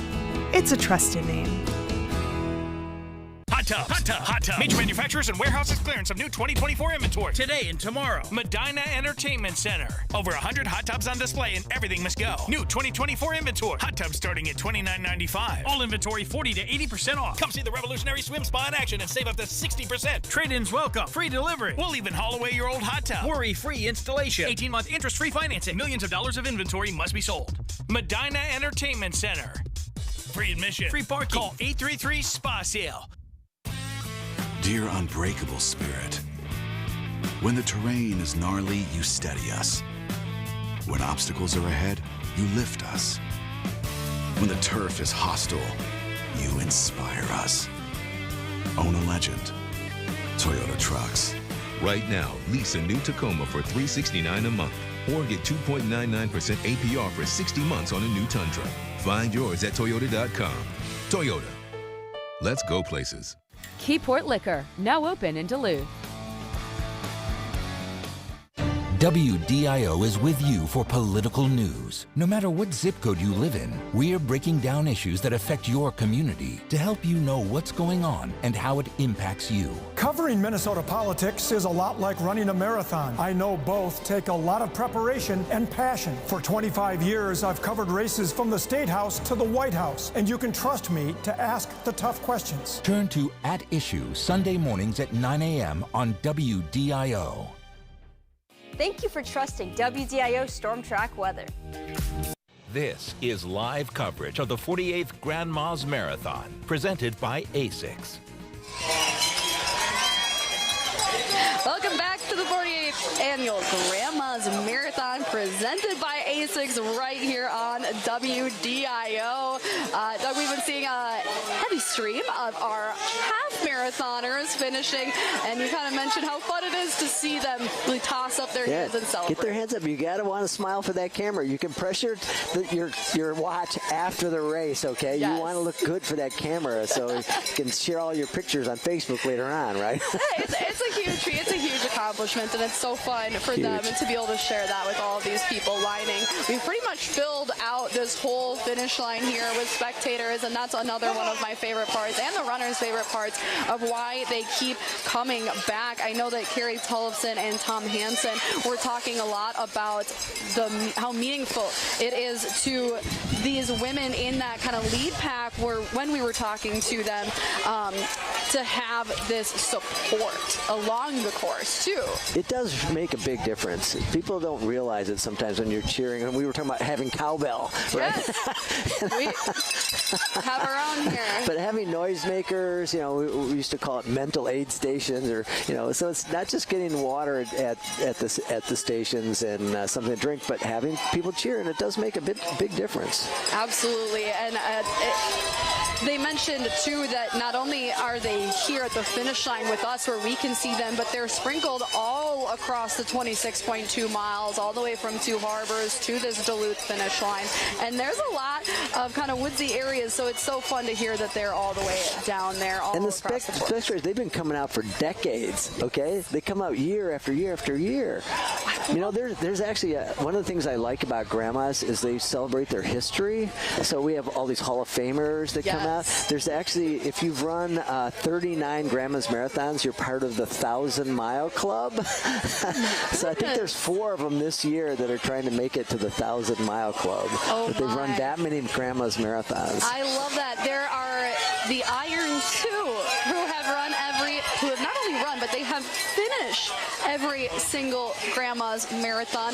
Jim Newak and John Naslund, and I was able to chat with them yesterday. Finished every single Grandma's, and they started doing it, and then it became, well, we can't stop now, so they keep coming back, and the reasons are the same. It's the amazing community, it's the amazing support, and of course the streak. Yeah, again, freaks of nature, right? Yeah, yes, that's going to be a recurring theme. That will be our theme. You'd think somewhere along the line something would happen, right? That you would have to miss it one year, but to be able to do it every single time is a testament to how much they care about this event. Since 1977. But let's check in with our Coca-Cola men's leaders with Dick and Charlie now. Okay, yeah, we're in the 11th mile of the race. The 10-mile split was 4:33. Well, Jiminy Christmas was the quote that Dick said when he saw that split and recorded it.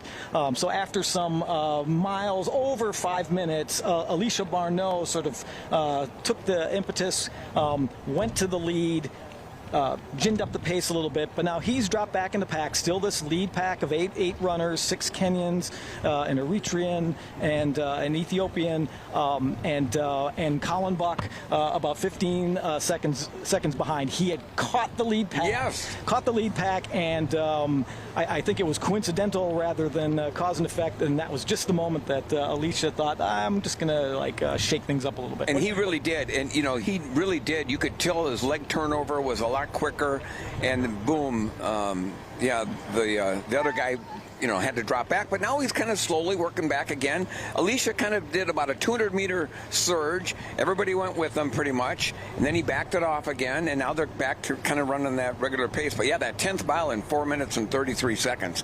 You could tell. I mean, when he put that surge in, you could just look at his leg turnover and see that, okay, he's moving.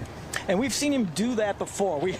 Dick, you and I, we've watched Alicia Barneau run a lot of miles in our days. No 1,000-mile club level of marathon viewing, but we've seen him do that. Just a little, it seems, and you confirm this for me, Dick, but it seemed like a little probing attack to maybe figure out just what the rest of that lead pack does as far as reacting to it. And he's probably even testing one more runner than usual, because his usual training partner, Dominic Andorra, was not his usual training partner this year because of where they're living now. It didn't make sense for them to train together, so he probably wonders how the course record holder is feeling today with this great weather in the tailwind. So, Charlie, we talked about that 4:33 mile. Well, they picked it up. Well, then they cut her back. They cut her back big time. That last mile, the 11th mile, was 5 minutes and 17 seconds. Wow. So like 45 seconds slower that mile than the mile before. So, and sure enough, Colin Buck is back in the pack again. And we're spending a lot of time talking about Colin because it's hard running that lonely race. It seemed heartbreaking that he just makes it back to the lead pack. Yeah. When Alicia Barneau put in that surge we just talked about. Plus, he's trying to run a PR that's about 10 minutes faster than his 2:17. But so far, and then we're only at on the 11-mile mark. But so far he's hanging in there, and he's doing it the hard way. Yeah, he's doing it the hard way. That yo-yoing like that is what they call it, and it's like doing for you runners out there, it's called fartlek, where you vary the pace, and it's a hard way to run, especially when you get into a race. The ideal way to get in there is to just get in at a steady pace, but when you're kind of doing that surging and then backing off, and then he mentally he falls off the back end of the pack, works his way back up again. It wouldn't surprise me if Alicia throws in another surge here pretty soon. Right. Now, he probably actually is running fairly even pace because we're seeing that lead pack accordion back and forth, but still the feeling of I'm projecting here, but that when he made it back to the lead pack, or as he's making it back to the lead pack now, like, I can tuck in, I can sort of ride the momentum of these other runners. Hopefully, just as a newly minted Colin Buck fan, I hope he can hang in there for a while, even if they do pick it up. Yeah, and he's right back in the midst of that pack now. So come on, let's hang in there, buddy. Right. Yeah. So it's a lead pack of 9. As Dick has been quantifying, they've been accordioning the pace here and there, but it seems like we're still in that prelude section of the marathon where people are getting the miles in, keeping them honest, keeping a side eye on the competition, but no one's really rolling up their sleeves, although Dominic Andorra did take his arm warmers off. No one's really rolling up their sleeves and getting into race mode yet. Not that we would expect that before we've even reached the half marathon. Absolutely. It'll happen soon, but not quite yet. Right, so heading toward mile.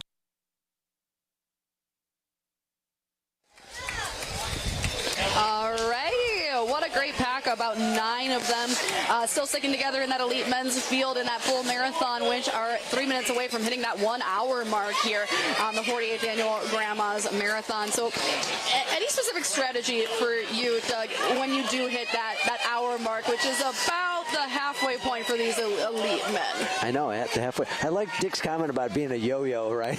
That he fell back, comes back. Hard to race that way, but Barno, again, pushing.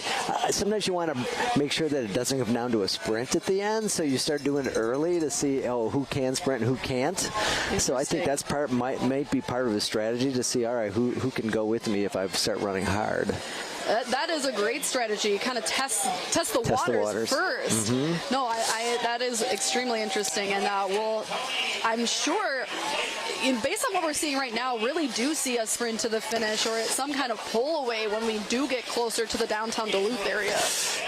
I'll be shocked if there's 5 still together with a couple miles to go. You rarely see that, but it's possible. All right. Yeah, I think, let's see, last year we were down to just 2 when we even came down probably about even 6-7 miles away. I think they had kind of cut away really to that duo of 2. Yeah. And again, you're lucky if you have at least one other runner to run with. You're working together. Again, when we're trying to see course records today, pretty hard to do it by yourself. So true. And that pacing, like we were talking about earlier, really helps to have them by you. Yeah. And of course, our women leaders are also trekking along the course there. They left at 7:45, so still a bit away from that hour mark for them. But let's check in with our members, Cooperative Credit Union Women's Leaders with Carrie and Tom.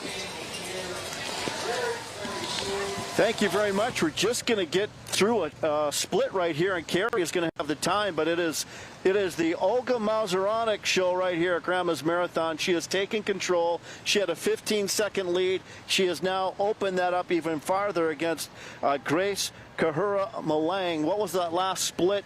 And she's doing some pretty tremendous times, isn't she, Carrie? Yeah, she's locking right in at that course record pace. She's actually under it. We know that at 10K, which she's now 4 miles past, she was 17 seconds underneath Kellen Taylor's 2018 record of 2:24.28, and Kellen Taylor broke the previous event record by 2 minutes on that day. So she's locked in, though. She keeps running right around that 5:20, 5:25. She had a slower one, 5:38. Now she's kind of locking back into that 5:20 pace. Some light drizzle. Now I wouldn't even call it rain, right?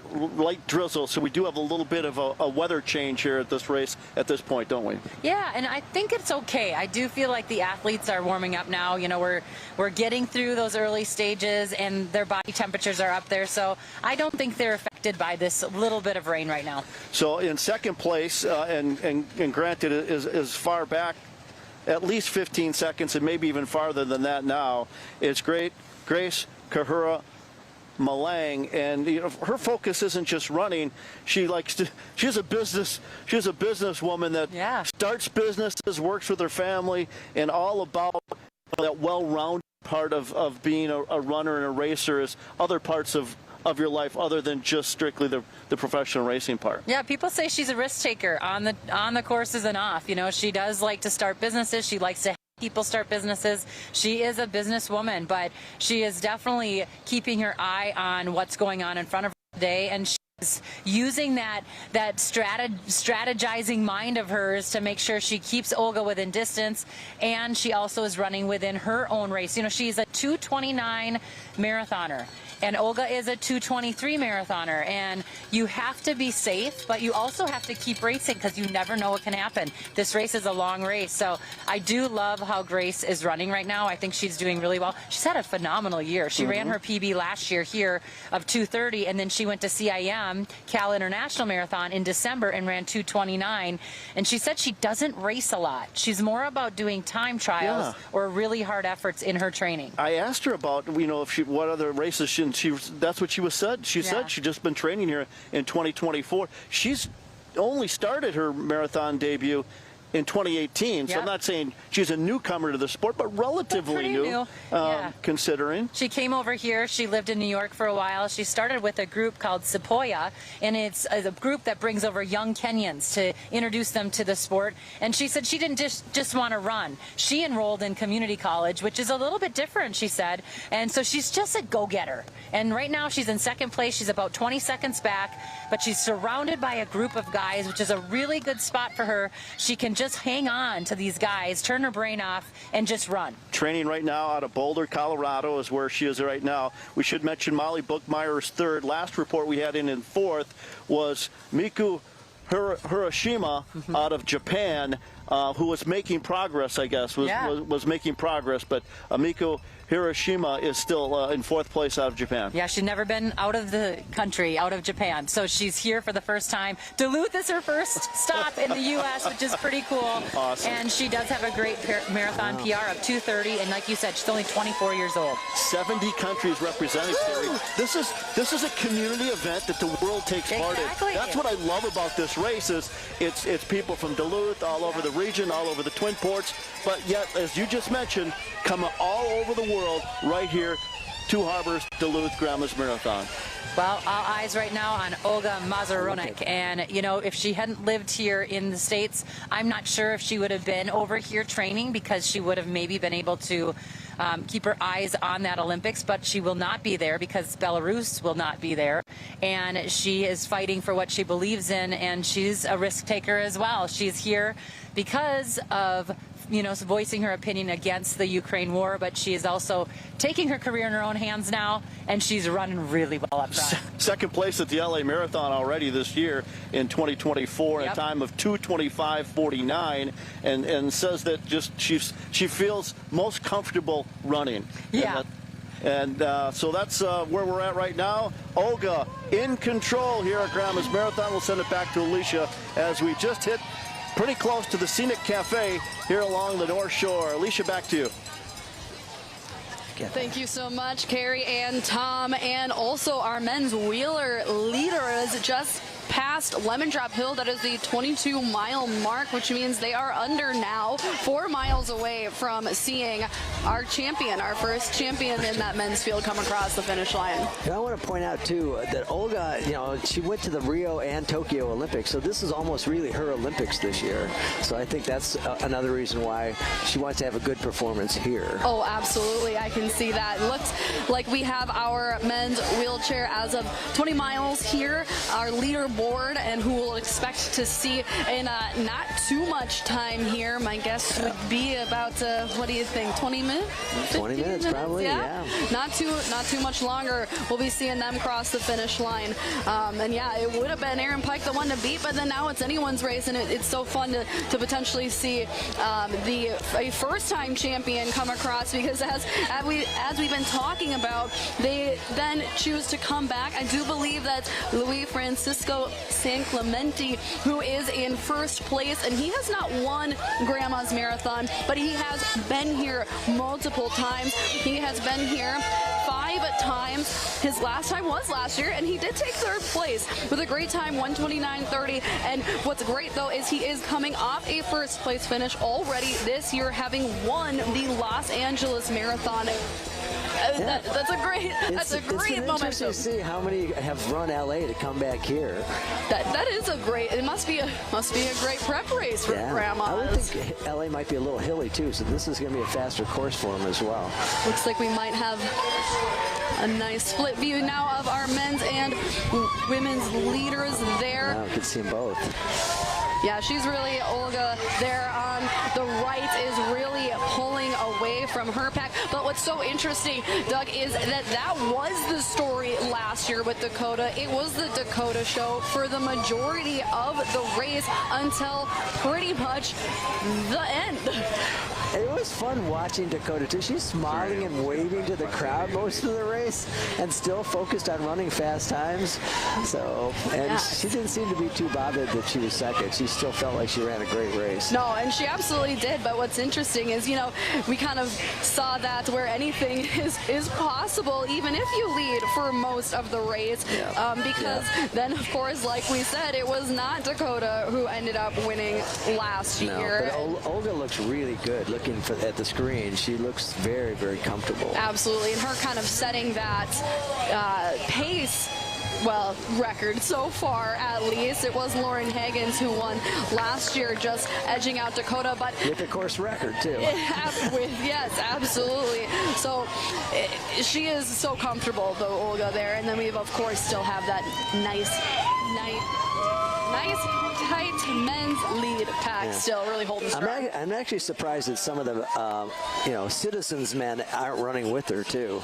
She's running faster than they are. True. I had to chuckle yesterday. It was all in good fun. Kevin, he laughed. Kevin Lewis, one of the elite men's runners in this year's Grandma's Marathon, he had mentioned that he had run in the Olympic trials for the United States. It did not go well, and he was willing to make fun of himself, and he goes, "Oh, I'm so happy that Dakota won on that Minnesota team. She actually passed him to qualify." He was like, "Well, I was happy for her." He sees her running past, and he's like, "Oh, okay." My first marathon, I finished right in front of the first woman. That is my a very piece first of history. marathon. And I was just trying to finish. It just worked out that my picture was the paper the next day from finishing in front of her. Like, oh, hey. What was, just talk about the history to be a part of something like that, Doug. And I mean, of course, you've been a part of so many marathons, but touch on that, of how far it's come to now. I mean, it's really changed a lot. My first one was Boston Marathon, and it's a historic race. Yeah, it's a very historic, but it was not well organized back then. You were lucky if you had crowds handing you water. You didn't have regular water stations, the mile markers. You might have some mile markers. It was very, very. We actually had to walk in and get a physical in the gym before the race. Oh, wow. Because they didn't think we could run that far. Wow. You know? And then women were just starting to run marathons back then, and they didn't think that women couldn't run that far, and obviously they proved everybody wrong. Yes, and what was it like to kind of be able to watch her complete history? Amazing. I mean, really amazing to see somebody that, okay, can they do this? And then now you're seeing women run ultra marathons. Absolutely. And when you're talking about, of course, not only did they prove them wrong, I mean, they blew them out of the water. Blew them out of the water. With what they can do. I mean, we talk about course records, but in all honesty, those records are not far off between the men's and the women's, about 17, 14 minutes, depending on the course you're looking at. So they are pretty neck and neck. It'll be interesting to talk to them after they finish and how the conditions are for them today. You know, does it make a difference as a wheeler having, as we can see, it's a little slick on the road there. It looks that way anyway. And yes. I wonder, what that's like for them. Absolutely, yes. Talking about slipping, a lot of them train a lot in the rain to kind of counteract that slipping, but we've heard from some of the wheeler athletes that we were able to talk to before today's race that it can almost give you a feeling of slipping on ice if you're hitting with the wet, getting on the wheels and on your gloves. So kind of like we were mentioning earlier, you can put some sticky stuff on your gloves, you can use sandpaper, there's a few things you can try to do to counteract that moisture. But the wheels are obviously going to be different for runners, where runners have a better traction, I think, on their shoes versus the wheels of the wheelers. So very different scenario. And quite cold it can get for them because of the speeds that they're going at. It does look like we have now swapped our time from one of our half marathon times to another one of our clocks here, since we'll be seeing our men's wheeler champion come across the finish line fairly shortly, I would anticipate. Yep, so we're looking at 1:16 right now. And our, believe, course record is 1:20 in the men's field. I don't think we will come in under 1:20, but I would anticipate us to still be seeing pretty shortly. But hey, you know what? I love being wrong. We're pulling out. I love it. We are pulling out the finish line now in preparation. We are getting close.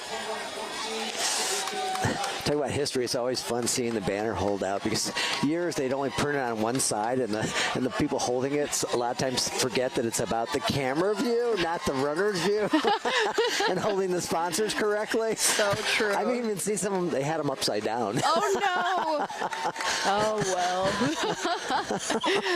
You know what? You give it your best effort. As the runner, as the champion, I bet that's the least you're concerned about. But before we see them coming across the finish line, this is your 48th Annual Grandma's Marathon presented by ASICS. We will take a quick break and be right back.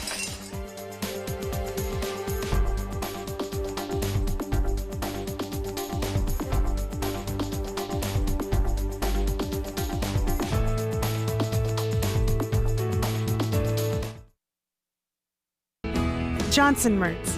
It's a trusted name. Open year-round, Legendary Waters Resort and Casino, your legendary destination. Get an 11% rebate on everything at Menards. We carry the largest stock selection of Hunter ceiling fans. Ceiling fans add light, comfort, and style to any room. The Fremont 52-inch LED ceiling fan is $99.98 after rebate. We have over 130 LED light bulbs in stock. Sylvania TrueWave LED bulbs mimic natural sunlight, helping you see and feel better. Get $10 off instantly with a purchase of $40 or more on Sylvania TrueWave bulbs. Save big money at Menards. Save thousands on the new revolutionary swim spa at a one-time sale today and tomorrow. Medina Entertainment Center. Exercise with low impact. Swim the entire year and stay in shape. Teach your kids to swim. Unwind and save thousands. Avoid the expense and maintenance involved with a pool. Swim, exercise, and relax in your new aquatic exercise swim spa. Installation and one day only. New 2024 inventory. 18-month interest-free financing. Millions of dollars of inventory must be sold. Medina Entertainment Center. Free admission. Free parking. Call 833-SPA-SALE.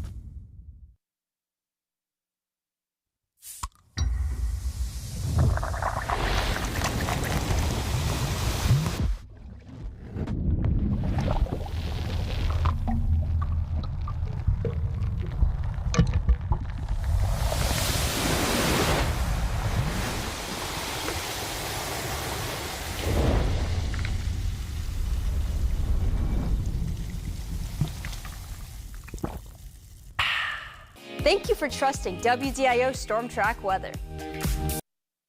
This is live coverage of the 48th Grandma's Marathon, presented by ASICS.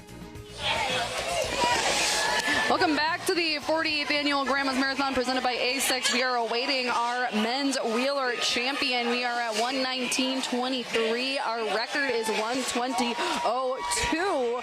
So we would need to see him coming in about 30 seconds in order to break that.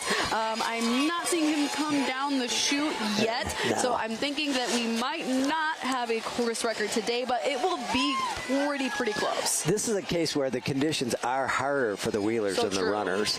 You know, that they've got to deal with a slick pavement, so it's going to be different. You know, the runner shoes, they're okay running on cement and, you know, in the pavement, but the wheelers, a little different story. Kind of creates more traction for them to kind of have to work through, but still really great times. We do have that finish line pulled out for our first men's wheeler champion to come across the finish line, and still a great field out there today for that competition. A lot of the last time we checked, Luis Francisco San Clemente was in first, and he has been here 5 times, taking third just last year. So great competition out there today. So Alicia finally gets his opportunity. All right, looks like we do have our men's wheeler champion coming down the chute. And he's really not that far off the course record. All right, he is on Railroad Street, which means he will be rounding the corner here onto this last final stretch in just a few seconds, and we'll see him roaring down this final leg here, making the turn.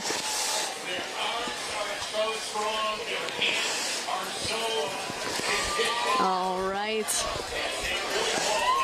Just moments away from our 2024 Grandma's Marathon Wheelers Men's Champion, watching him cross the finish line and etch his name into the record books.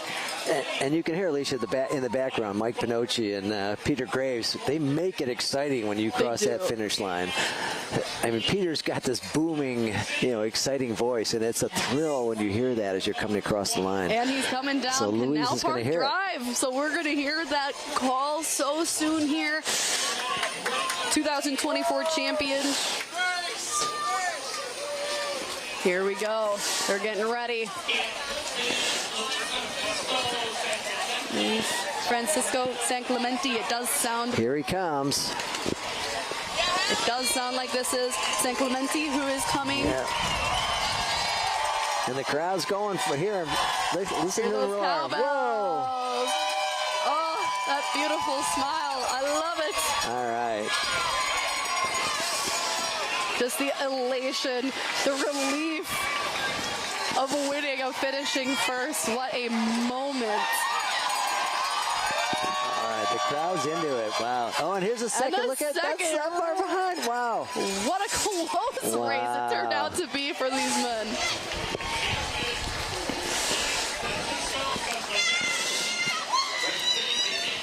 So Louise is from Columbia too, so it's interesting somebody come, halfway across the world to come here to Duluth, Minnesota. Yes, and his 6th appearance, his first championship.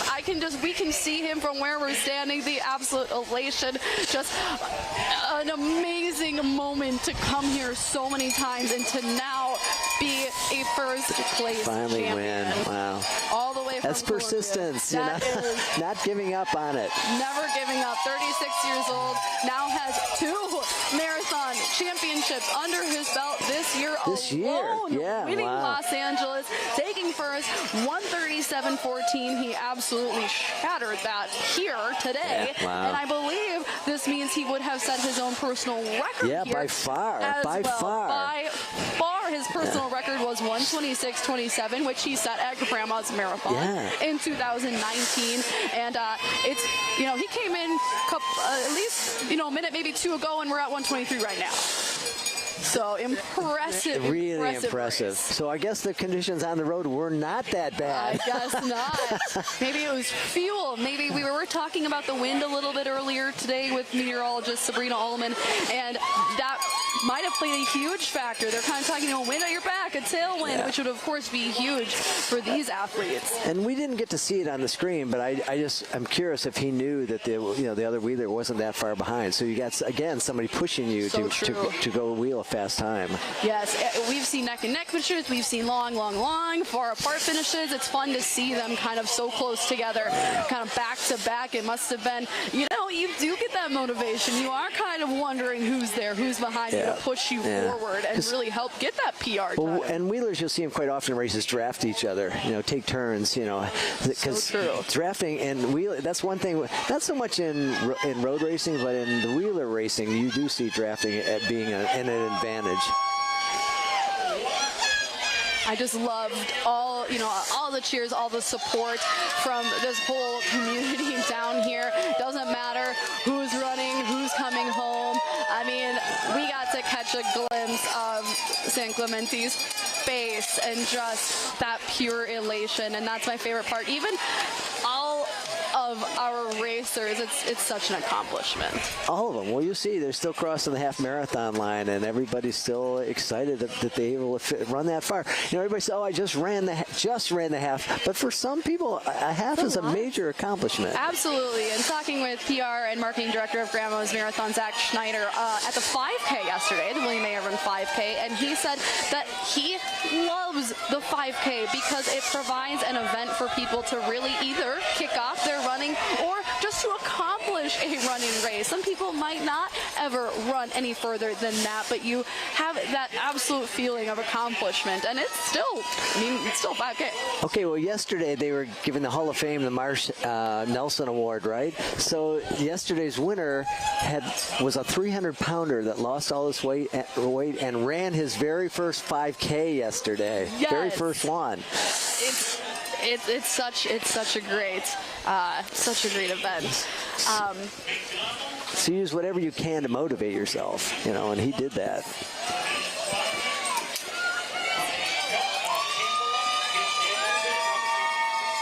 All right, We won't be able to chat with San Clemente right now, but I mean, I think his face said it all, honestly. You know, again, like we said, I was lucky to win 40 marathons, right? But every one's a thrill. It doesn't matter how many you win. When you have that opportunity, you know, and him just coming off winning LA, you know, and to win again, this is his year. What a year. And you know what? A lot of these people we talk to they're of varying ages, and they always kind of say, you know, it's never too late. This is always the time. You know, San Clemente is 36. Rafael Botello Jimenez is 45 in this field, and I know we have varying age of runners, and running's for everybody. I mean, you said that you were the first person to finish grandmas in the over 40 category. Yep. I had the best performance of my life at 42. I won the Masters Division of Boston Marathon. Wow. And that particular year, the overall winners got to go to the White House. Oh my. And we ran with President Clinton, and that was really a special moment in my life. Did you beat him? Did you beat President Clinton? He was teasing us and how he was outrunning us, and we were saying, yeah, well, we just ran a marathon on Monday, you know. So you didn't challenge him to a marathon? We let him win. We let him win. That's fair enough. He's the president. I feel like you could have beat him, Doug. No, it felt like you were meeting your next door neighbor, not the president of the United States. He was very gracious and very easy to talk to. Running really opens a lot of opportunities. Mm-hmm. Yeah, it does. So many doors. So many doors. You know, again, just when people train to come here to Duluth, you know, they started training back last year to be able to prepare themselves for here. And you think about why they want to come to Duluth, and there's so many great reasons. You know, Shane Bauer and his staff just do such an amazing job, you know, involving the community and what happens here. Absolutely. And there's, I think I heard 6,000 volunteers, so that's not including the staff or our lovely radio friends and announcers, and, you know, all of the work that goes into this and all of the community to rally behind this race to these marathoners and welcome them with open arms into this Duluth Northland community. Including over 100 sponsors, including WDIO. Absolutely. A little biased. Yeah, it's a great one. No, we're so grateful. We're so thankful to be able to bring this to everybody, especially now, you know, both on live stream if you have to step away from your TV on YouTube, or also here on WDIO. And hello to our friends watching on 45 TV as well. We're happy to be bringing this race to you. Yeah, and they're all very appreciative that they can watch this live. Absolutely. It's such a big growing race, becoming one of the larger marathons. And we have a great look again on our packs now here. Our lead men still packing, and Olga still solo. And this was so much similar to the story last year as well, when it was Dakota and the elite men's pack. It'd be nice to see if we can get a feedback to see who is in second and how far back, you know, how big a lead she's pushed now. So true. Last we heard it was, you know, about 15 seconds to 20 at one time. Seconds even. Yeah, it's been a while. It's been a while. But the men's pack still looks like they're all staying together. I don't see anybody falling off the pace there. And sticking to that core group that they formed pretty much moments after. So let's take a deeper look into that pack with our Coca-Cola men's leaders car with Dick and Charlie. So we're just about to cross the 17-mile mark, and we still got that pack of 8 men's leaders, including 5-time champion Alicia Barneau of Kenya and course record holder Dominic Ndoro, his countryman, and behind them, in part because, Dick, I think they've been slowing the pace down, as your numbers will attest in a little bit. Colin Buck, Gerald Mock, I think I see Kevin Lewis back there, but anyway, the slowing of this lead pack has let some of the people who are trying to work their way through the field back into this race. Absolutely, and Charlie, I don't know what's going on here, because it's a beautiful day. They've got, you know, no sunshine. They got a tailwind, a little bit of mist even falling from time to time. And they just ran a 5:21 mile. The mile before that was 5:18, 5:05 at the 15th mile mark. And what that has enabled the other athletes that have been way behind them. They're slowly catching up, and it won't be long, Charlie, and I think we're going to have more people in that lead pack. Do any idea why it's been so slow? I threw out the idea when we were off air, Dick, that maybe that pack was keeping an eye on Dominic, keeping an eye on Alicia, sort of the alpha dogs of this race, and perhaps if they're not feeling great, no one wants to make the move yet. It's still early-ish in the marathon. Is it wait see? Is it cooler weather than they expected? You've watched so many of these, but we're still puzzled by what's going on. I don't know.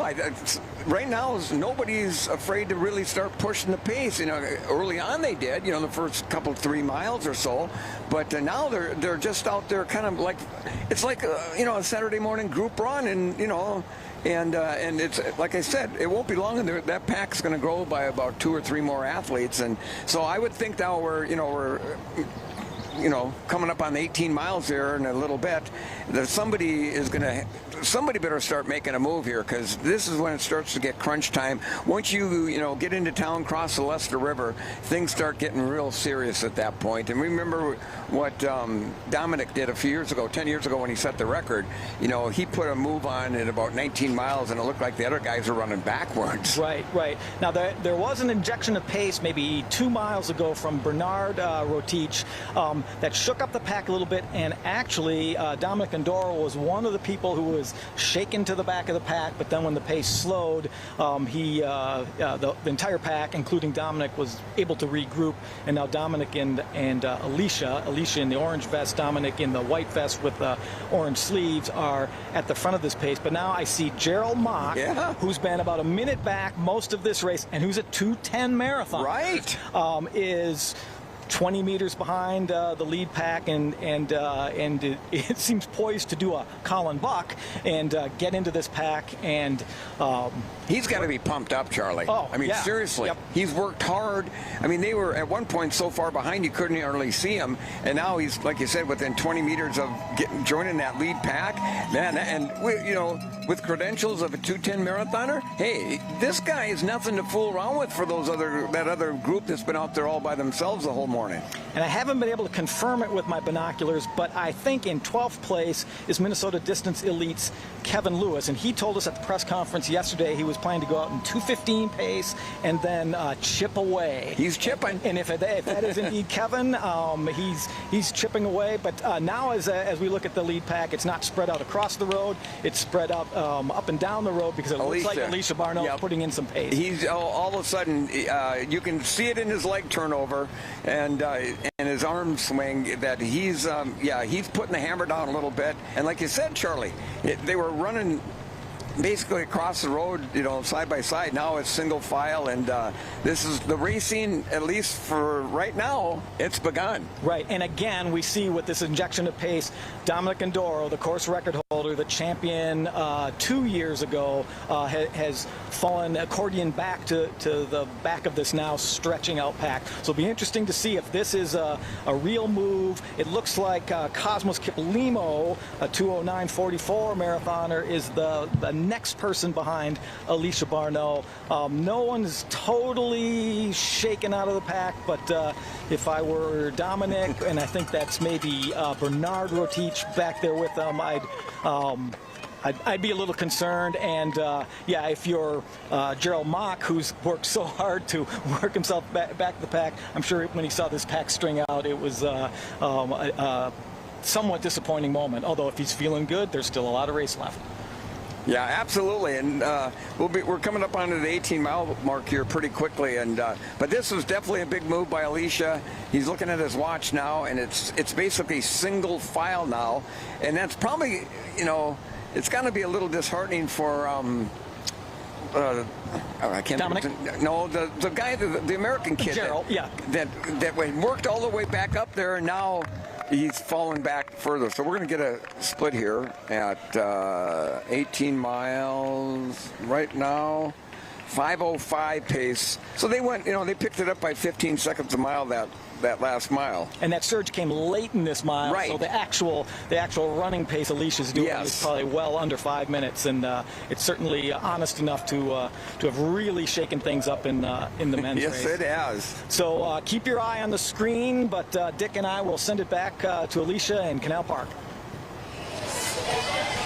All right, thank you so much, both of you. It seems like things are still kind of, starting a little bit to shake out there in that men's pack at that 18-mile mark. So they have just about 8 miles left to go before they make their way down here to the finish line near us in Canal Park for the 48th annual Grandma's Marathon. We still are seeing Olga all by herself in the women's pack. We were wondering who's second, so let's take things off to our members' cooperative credit union women's league car with Carrie and Tom.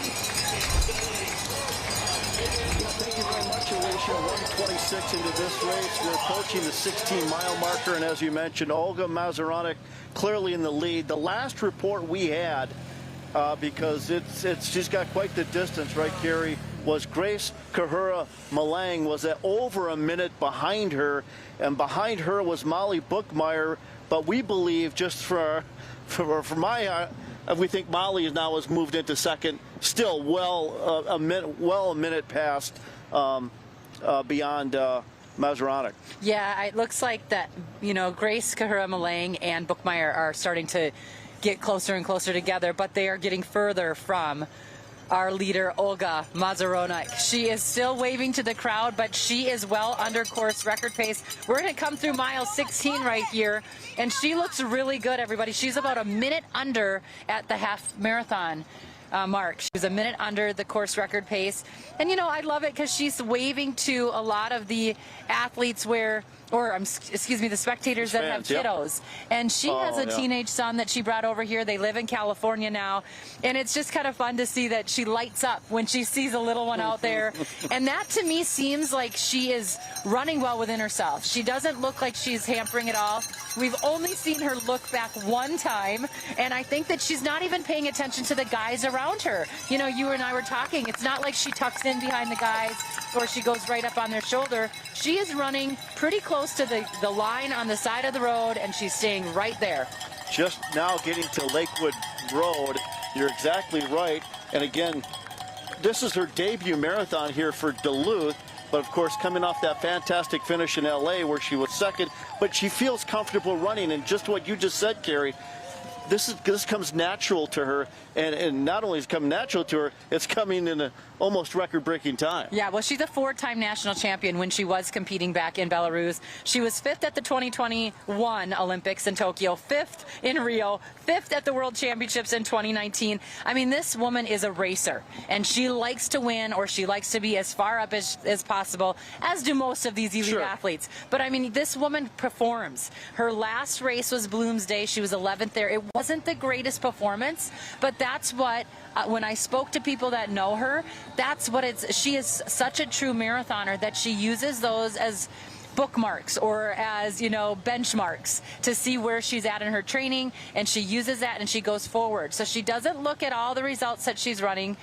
She looks at what's ahead, and this has been a big thing on her calendar this year. The drizzle is a little bit more intense, and it's still, I don't even know if I'd call it rain, but it's a little bit more intense, but it has not slowed her down, her pace at all. And what I'm surprised by is she's not using some of these male runners to draft. She's clearly on her own path to Duluth. She's tough as nails. This woman, if you have seen her before, she has gone on, if you Google her, look at the 2018 European Championships in Berlin. She had a severe bloody nose the entire way, and for some reason, by the end of it, it was perfect. She didn't even have anything, but it was, it looked terrible on camera, and in the pictures it looks amazing because she's just tough as nails. But by the end, when she broke the tape at the 2018 European Championships, she didn't have any ounce of blood on her, and you could tell that she just focuses in and she gets her job done. We might get an update here from Brenda the biker. Brenda the biker, you're awesome. Any update on the second place runner?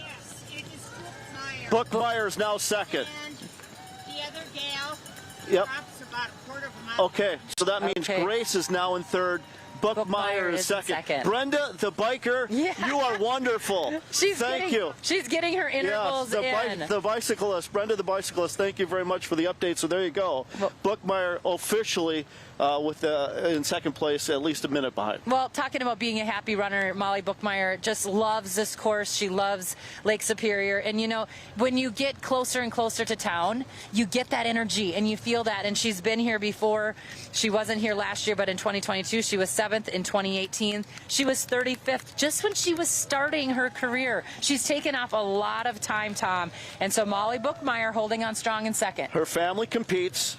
We asked her yesterday. Her sister has done an Ironman before. She has played soccer, basketball, tennis. She loves sports. Molly just loved sports when she was growing up. Yeah. Wanted to compete, but again, it's kind of been in the family. Her brother competes. I think did some cross country, I believe, and then the sister also involved. So, and she is an aunt to 4 boys. 3 this year. 3 this past year. So she likes family time. Certainly important to Molly Bookmeyer. Yeah, very well-rounded woman. You know, she works, she runs, she loves it up here. She loves her family. They've been through a lot, but running gives her joy, as we've talked about, and it does for about 20,000 people that are in Duluth here.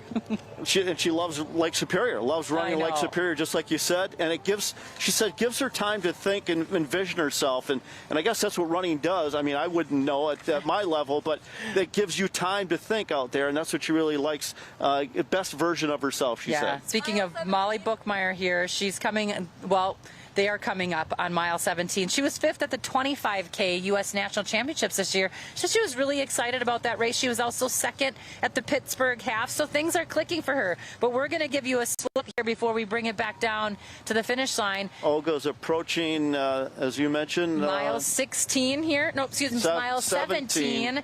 And let's see where she's at. She's just over 132. Close to 133 there. So she is still on course record pace. For Olga Mazuronic, making her debut at Grandma's 133, and pretty amazing, Carrie, isn't it? As we send it back to Alicia, back at Canal Park. Alicia, take it away. Thanks so much, Carrie and Tom. So mile 17 for Olga, on course record pace still as we speak. And we are still awaiting our female wheelers champion. She should be coming around the bend here in not too much time. But what a run for Olga so far this race. And she says she has her son on the course, too. You know, there's over 100 grandmas running today. I love grandmas at Grandma's Marathon. How fitting. It just means so much to so many people to complete something. We've talked about it, but I love seeing all the families too that come out, and when you are a grandma, or you have your children here, or just anybody here to cheer you on, it makes it so special. And it looks like Zola's giving her a cushion too, a whole minute ahead of PR, so that should help her when she gets a little almost every runner experiences what I call a bad patch. My wife calls it a turbulence on a plane. Turbulence on a plane, all right. I can see that. Yeah, you just feel, you might have a mile or two where you don't feel well, but usually you get past that, you know. True. It's like even the men suddenly running go from a 5:23 to a 4:50, right? They might have that point where they just don't feel well. Although the last screens we saw, it looked like there's a breakaway, and he's already looking back. So there is a major breakaway in the men's marathon now. That is quite a big breakaway. We do look like we have our women's wheeler champion coming down Railroad Street.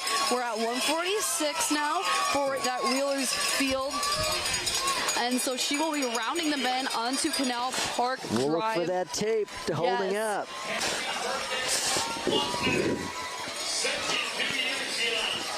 All right. We're slowly getting that viewpoint now. Yep, there she comes. There she comes, rounding the bend soon.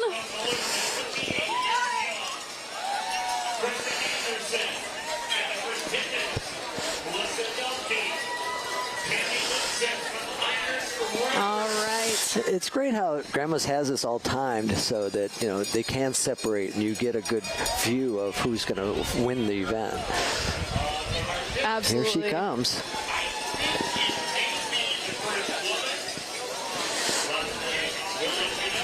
Well, she negotiated that turn pretty good.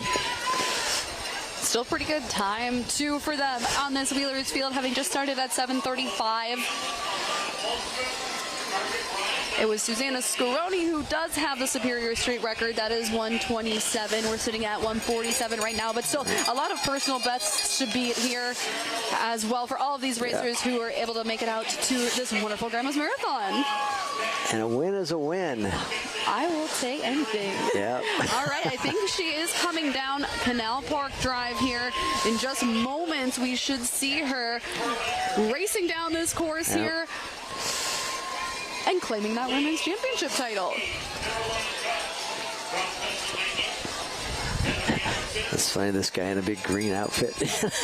He's got his hands up. He's excited for it. He's excited. The crowd's excited. They do honestly keep up that momentum. All right, here she comes. Here she comes. Here she comes. Down the pipe. Down the chute. We're rolling out the finish line tape.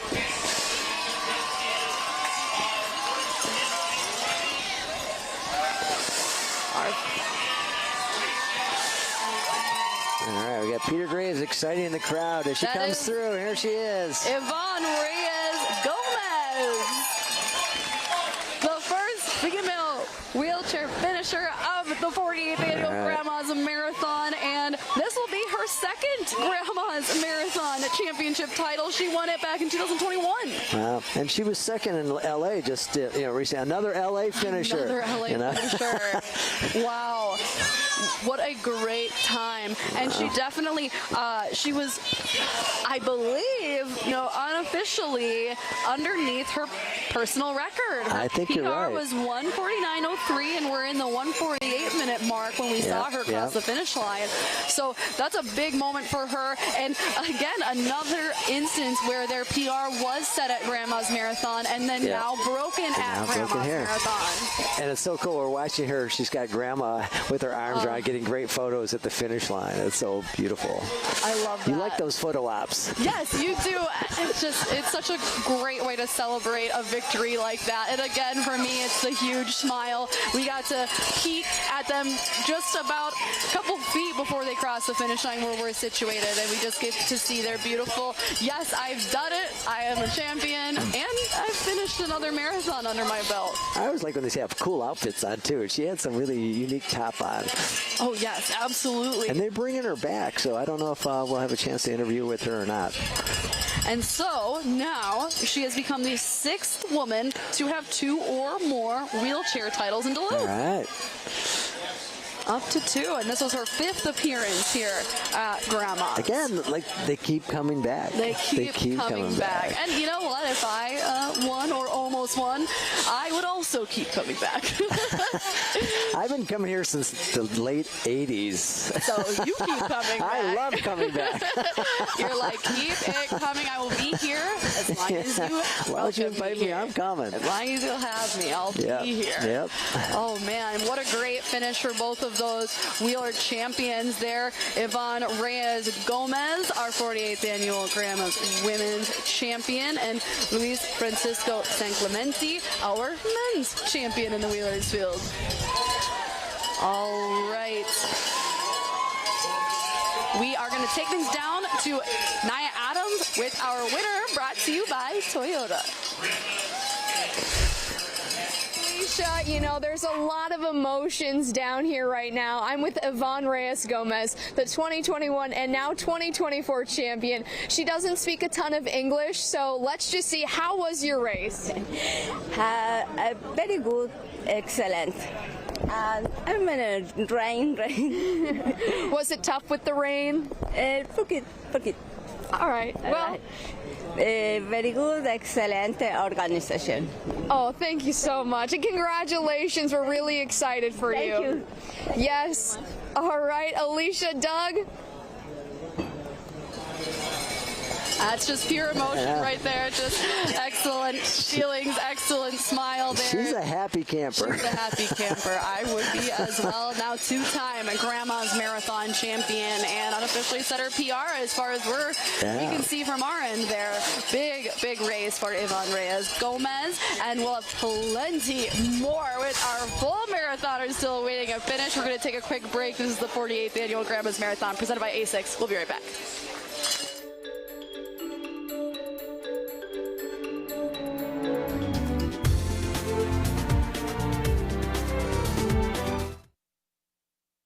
A fall classic you won't want to miss. Tamarack Health Whistle Stop Marathon, October 12th.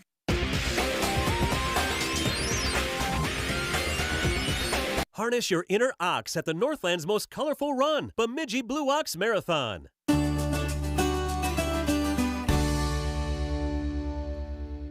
The Iron Mining Association is a proud Grandma's Marathon supporter. Basement problems? DBS can help. Visit dbsrepair.com. A fall classic you won't want to miss. Tamarack Health Whistle Stop Marathon, October 12th.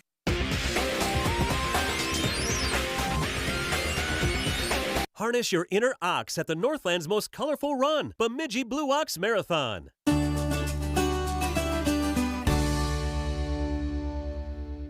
The Iron Mining Association is a proud Grandma's Marathon supporter. Basement problems? DBS can help.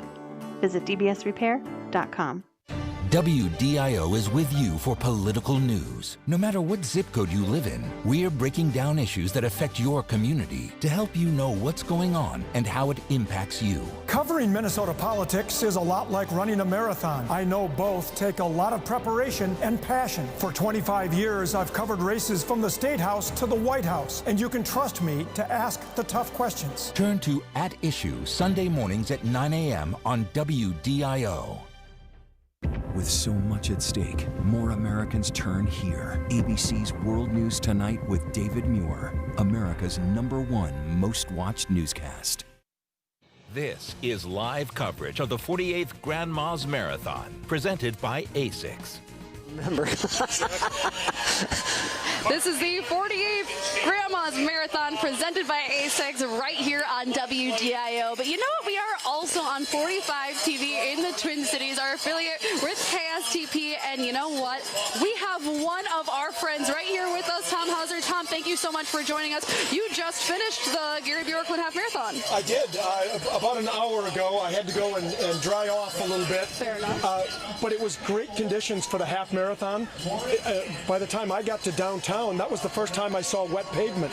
It was dry the whole time. It was only the last 2 miles we had kind of this heavy mist. That's not bad. And now you said that this is your 20th straight year that you've run either the half or the full here at Grandma's? Yep, my 13th half marathon. I've run the marathon a total of 9 times. I'm going to have to level up, Doug, to 10 at some point. I'm going to have to do a 10. In that 1,000-mile club. Yes, I'm closing in on a 1,000-mile club, but I just love this race. I love the whole event. I love the atmosphere. You know, before the race, after the race, during the race, it's just outstanding. You guys get the opportunity, of course, to cover that Twin Cities Marathon, but what do you feel like sets Grandma's apart? Well, the event doesn't end when you cross the finish line. It's almost like it's just getting started. There's a music festival that goes on for hours and hours, several great bands. There's a lot of food and entertainment. And a lot of beer, too. Doug, I've noticed there's 1 or 2 beers in the Canal Park area. And you know, it's funny, in 1989, my first Grandma's, Doug won the marathon, and the next day, I told him this story about a week ago, my brother and I drove out on Park Point, and we can barely walk after our first marathon. Doug's out there in a full-on sprint doing a run the day after the marathon, and that has stuck with me to this day. Can never give it up. He's only ran like 220 or something like that. Yeah, is that... With 20 years, that's a testament, too, to consistency and loving the sport. Yes, and you know, and I do love it. I've run 35, a far cry from what you have done, but I've run all 6 marathon majors around the world, and I love it, and I'm going to do it as long as I'm healthy enough to do it. You just got to keep moving. You just ran Tokyo, so. Yeah, I just ran Tokyo in March, and that was my 6th of the 6 majors. And but this is still my favorite of all of them. I've run around the world. This is my favorite marathon, half marathon event, without question. Isn't it interesting to go around and talk to people and they're always surprised? Because I say the same thing. Yeah. You know, and it's like, really, Duluth, Minnesota? Like, for instance, I ran the New York City Marathon, crossed the finish line in Central Park, and then there was just nothing. It was like, you know, here's your medal, here's your shirt, and then I'm schlepping back to my hotel looking for a Burger King. And where is the party? I'm in Central Park. And this is just a whole whole different party animal at Grandma's. It truly is, and you don't have to trek too far, but it's so fun to have so many of the people, our friends from the cities, but then all over the world too. Yeah, there are people all over the country, all over the world here. A woman I met in Tokyo saw on Facebook that I was running Grandma's. Some of her friends were also going to be here, and she told them, hey, keep an eye out for him. And that's how world-renowned Grandma's Marathon is. Really makes the connections, like we were talking. It's such an honor to be standing here. Well, certainly with you, Alicia. And his hair still looks great too, you know. I have TV hair. It came from Central Casting, apparently. Before we let you go, just kind of describe to us a little bit more. You mentioned it wasn't too rainy, but talk about the course. Talk about also the feeling, the emotions, about the people lining the course too. I'll tell you, when the race started, it was sprinkling just a little bit at 6 a.m., but then it was dry for 10 or 11 miles. We had a tailwind the entire way. And going up Lemon Drop Hill, heavy tailwind. Oh, wow. It was just awesome coming by the Glensheen Mansion, going uphill, and the crowds once you get into civilization, once you get out of the woods up there, the people were so great, cheering, and there was so much enthusiasm. And again, that's a big part of Grandma's Marathon, and I know you felt it. They've been coming back for decades. You see the trolls every year. Oh, yeah, absolutely. And the Elvis impersonator, I think it's an impersonator. It may be Elvis, I don't know. Just like you, been coming here for over 20 years. Yeah, and again, it's just, it is such a great event. And to come full circle, my first Grandma's was 36 years ago, and this man won it. And, here I am. Yeah, we're both still standing, right, Doug? That's all that matters. It's great that we can make those connections. That's what's wonderful about Grandma's, too, that we all get to know each other. Yeah, and quick story about Doug. A friend of mine ran into him in a brew pub, I think, in Detroit, maybe somewhere in Michigan, and he got his picture taken with you because you were talking about marathons. He goes, oh, my friend Tom runs a lot of marathons, and so he sent me a picture with you. And you're like, I know who that is. Yeah. That's Doug, the marathon legend. Yeah, absolutely. He is a legend. Wonderful. Well, Tom, thank you so much for joining us. Congrats on another finish as well. Well, and one guy I'm watching for, you guys did a story on him the other day. Max Norby is running. He has cystic fibrosis. He's an old hockey teammate of my son's. I ran into Max, his mom, and some other relatives. They're out here at the finish, and he's doing great so far. I'm tracking him, so I'm going to go out on the course and try to get some pictures of him. But be looking for Max Norby. It's a great story to overcome cystic fibrosis to run a marathon. It really is impressive. Absolutely, yeah. You can find that story on WDIO.com as well. But you're always working. Yeah, I'm always working. It's fun though, fun work. Absolutely. And he's smiling. Look how happy this guy is. Yeah, because I'm done. I finished. Just like everybody else. It is still a little bit sprinkly down here. It is still kind of overcast. So let's get another look on this race day forecast with WDIO meteorologist Sabrina Allman. Like Tom mentioned, we're dealing with a lot of wind currently. Yeah, like you mentioned, we're dealing with a lot of wind currently. Now, looking at our view, it's 10-mile-per-hour winds out of Superior, 13 out of Duluth. But closer to the lake, we are seeing a little bit more impactful wind, northeast 22 miles per hour. Now, Tom mentioned it's to the advantage of the runners. It's helping them out a little bit, but not helping them out is the sprinkles we have, and it's also cooler, 54 degrees right now at the finish with some light rain here and there. For the most part, it's more of a heavy mist rather than anything actually falling, and we're going to see some sprinkles here and there over the next hour, but then by midday, we're going to take a break for a couple of hours before we have more rainfall this afternoon. They'll be on the heavier side. So like they were just talking about, there's a lot of events going on at Canal Park following Grandma's. And so with that, you'll need a light coat and umbrellas. We're going to have some heavier rainfall by the early evening hours. But right now, the main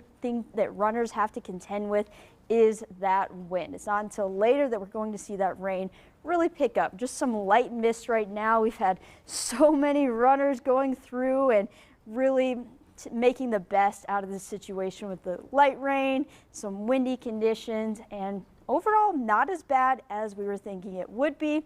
And we are going to see those rain chances again increase by the afternoon, Alicia. All right, sounds good. Sabrina, thank you for tracking all of that for us, whether all important on an outdoor race day like today. That was so fun getting to chat with Tom Hauser of KSTP as well, a marathon friend of yours.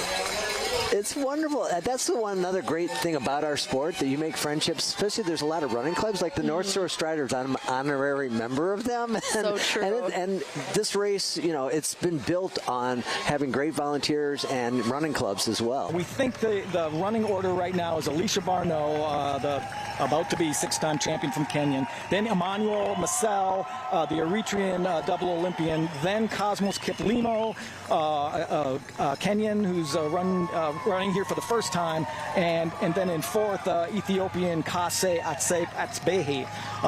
Again, things could have changed since those people are out of sight, but now we are... Alicia's getting the crowd pumped up, man.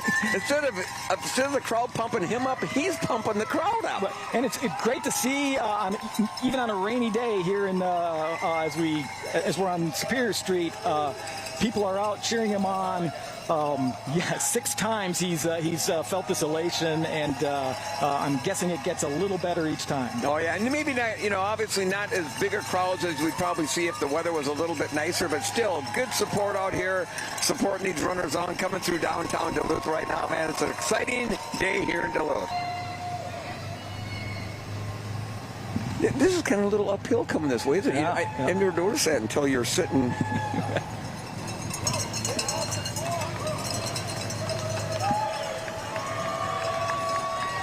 Now my fear is he's going to follow us off the course.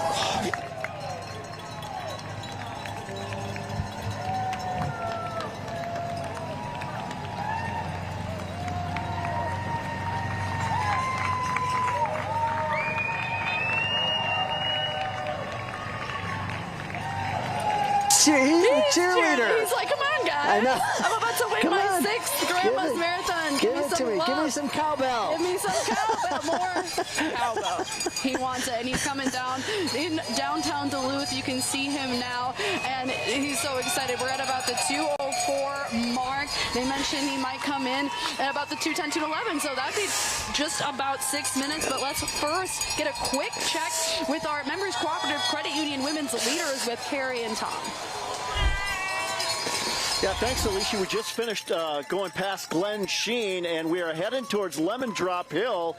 And Carrie's got some updates on the numbers on splits and the time that Olga looks like just taking some water right now, or tried to.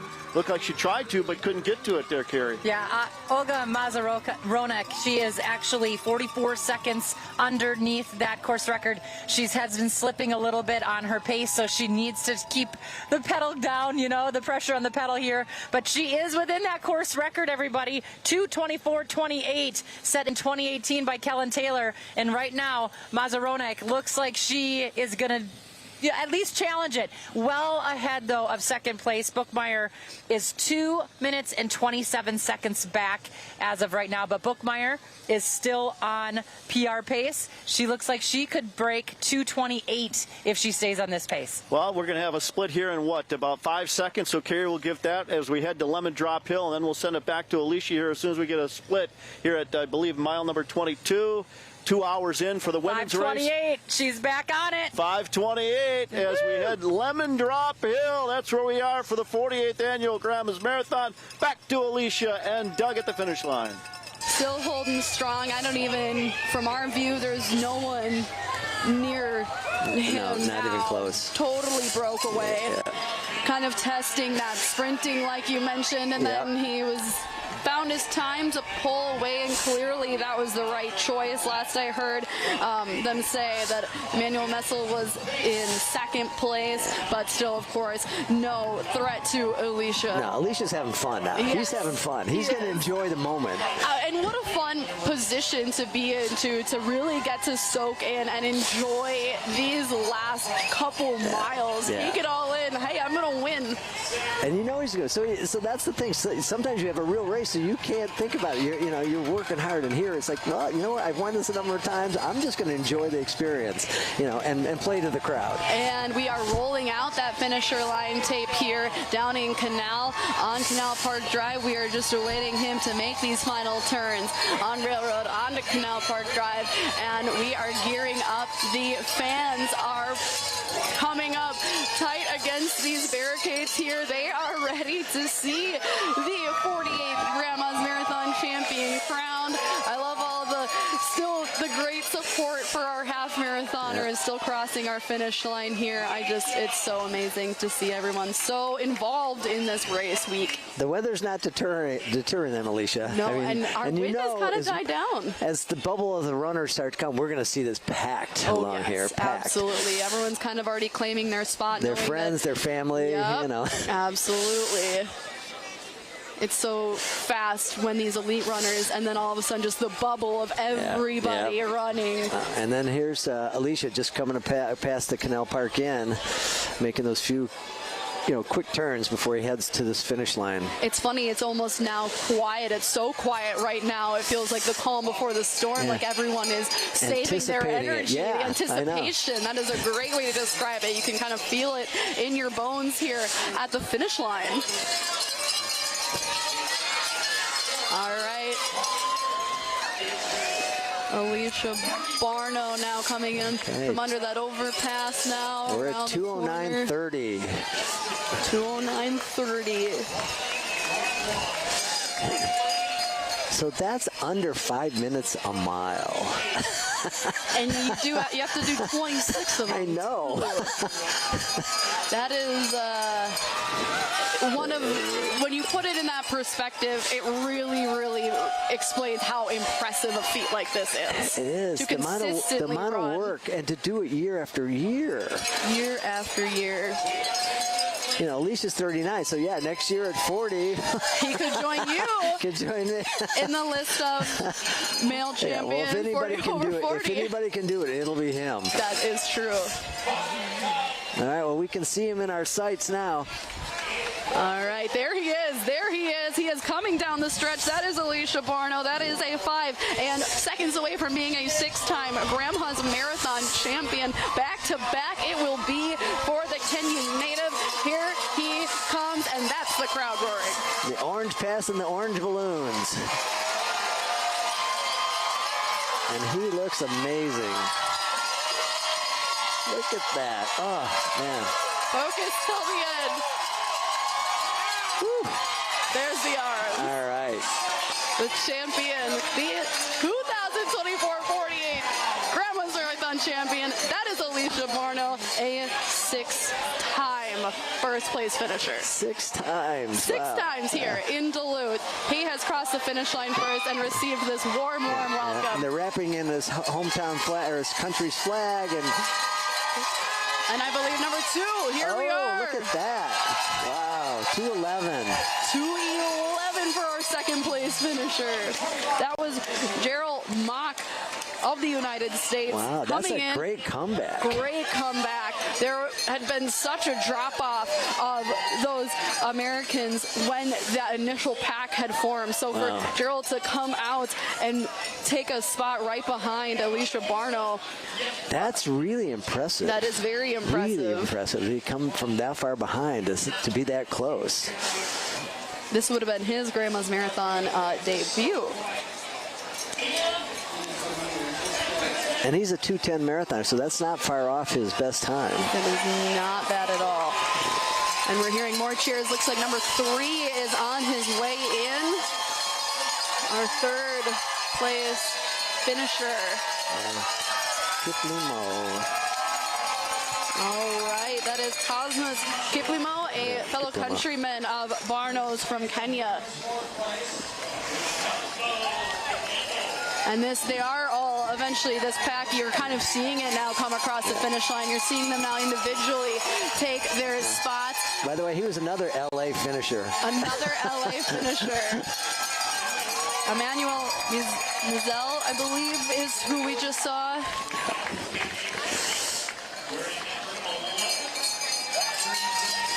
So So we have now seen 4 of that elite pack of men who had been tracking each other throughout that first many miles of this race come across the finish line. We're only sitting at 2:13, so all sub 2:13. Yeah, so three, 4 runners all within 3 minutes is pretty good. That is very nobody impressive. giving up. Even it's pretty tough when you start falling behind, but they are hanging in. Look at that. Absolutely. Another 2:13 finisher. Yeah, great race by all of these. I believe. Okay, Rodich just coming through. Another 2:13. All right, and our own Nia Adams has our winner, brought to you by Toyota. Alicia, I am down here with 6-time champion now, Alicia Barno. How does it feel? I'm very happy and I'm proud of myself for winning Grandmas 6 times in a row. This is I think it's a history in my life. I will never forget this. Absolutely. And how are you doing with all the rain? Yeah, the rain, it was just started raining, I think, from 15 miles, yeah. And I feel like those guys, the athletes we ran together, they just want to slow the pace, and I say let me try to push, yeah. All right, well, we're so excited for you. And will you be returning next year? Yeah, I hope to come next year too. All right, well, we're looking forward to it. Thank you and congratulations, Alicia. Thank you. Alicia, Doug. All right, absolutely wonderful. I love just hearing the emotion there, how meaningful it is for him to win this title again and to get to take that home. I have to imagine this is his favorite marathon. Do they just keep getting better, Doug? Is every next one your favorite? I believe it. He had so much fun. I could see it on his face. He had so much fun, and of course, with the men's finisher means our women's finisher will be coming around as well. Not too long. Let's check in with our members Cooperative Credit Union Women's Leader with Carrie and Tom. Yeah, thank you very much, Alicia. I tell you what, it's Olga Mazuronic, and she is doing a fantastic job today as we just get in front of the Gitchigami Club here on London Road. It is fantastic, or I should say Superior Street. And she is, what's the latest split you had? She's doing a fantastic job here, yeah, isn't she? I think roughly 5:32, so I think she is right on pace. There's a couple miles there that she fell off that 5:30 per mile, but she was under a lot of the way, so we are going to have to peel off here before we see her finish, but I think that she is still on this course record pace. It's going to be tight, everybody. She's going to have to use the energy from the crowd, and I can see it. Mill City Running is out there just fired up and excited, and she is all eyes on the road and ahead of her.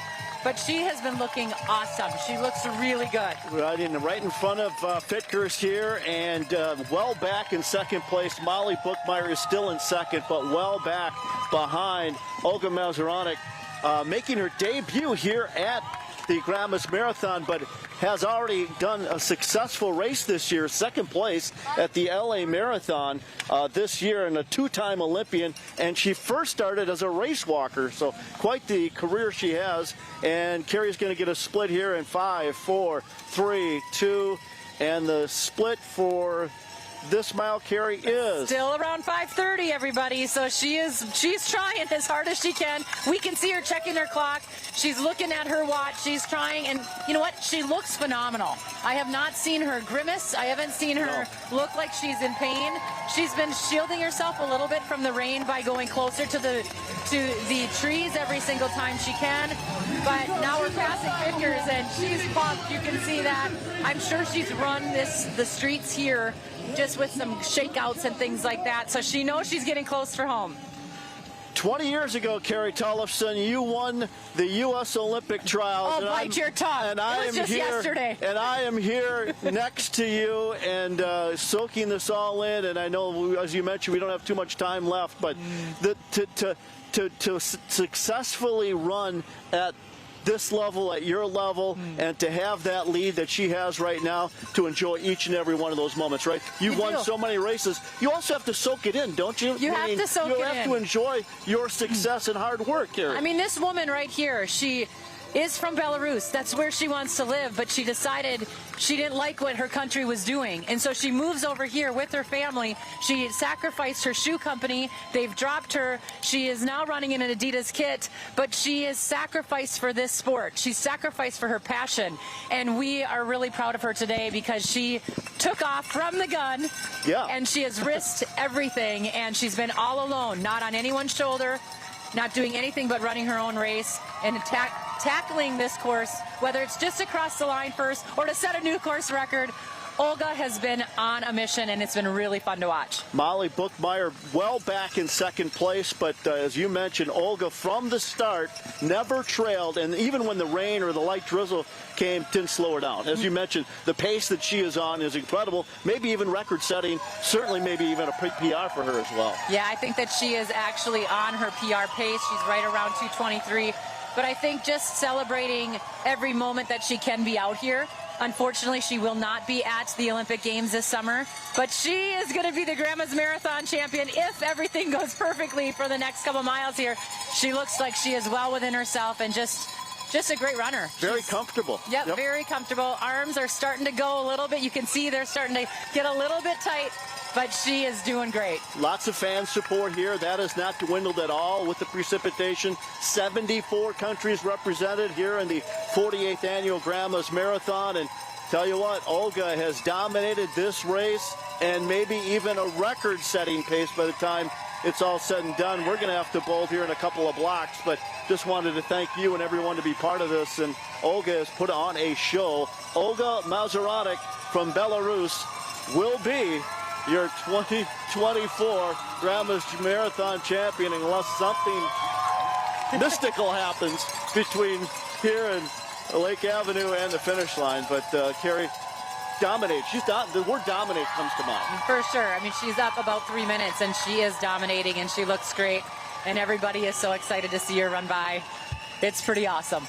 So when we get some light rain like this or light drizzle, mist, heavy mist, does that change your, not goal, but the way you run the race or the goal that you set the race, does that change at all? I mean, because when we start, we didn't have any rain or precipitation or drizzle, but then we did. Did that change? I don't think so. I mean, your attitude at all? Or she might have missed a couple water bottles because of it being cooler, but I was thankful to see her take her early water and her early fueling, but she hasn't seemed to falter at all. The water can get a little, or the streets can get a little slick from this standing water, but it's not a downpour, and it's not like there's huge swirls of gusts of wind.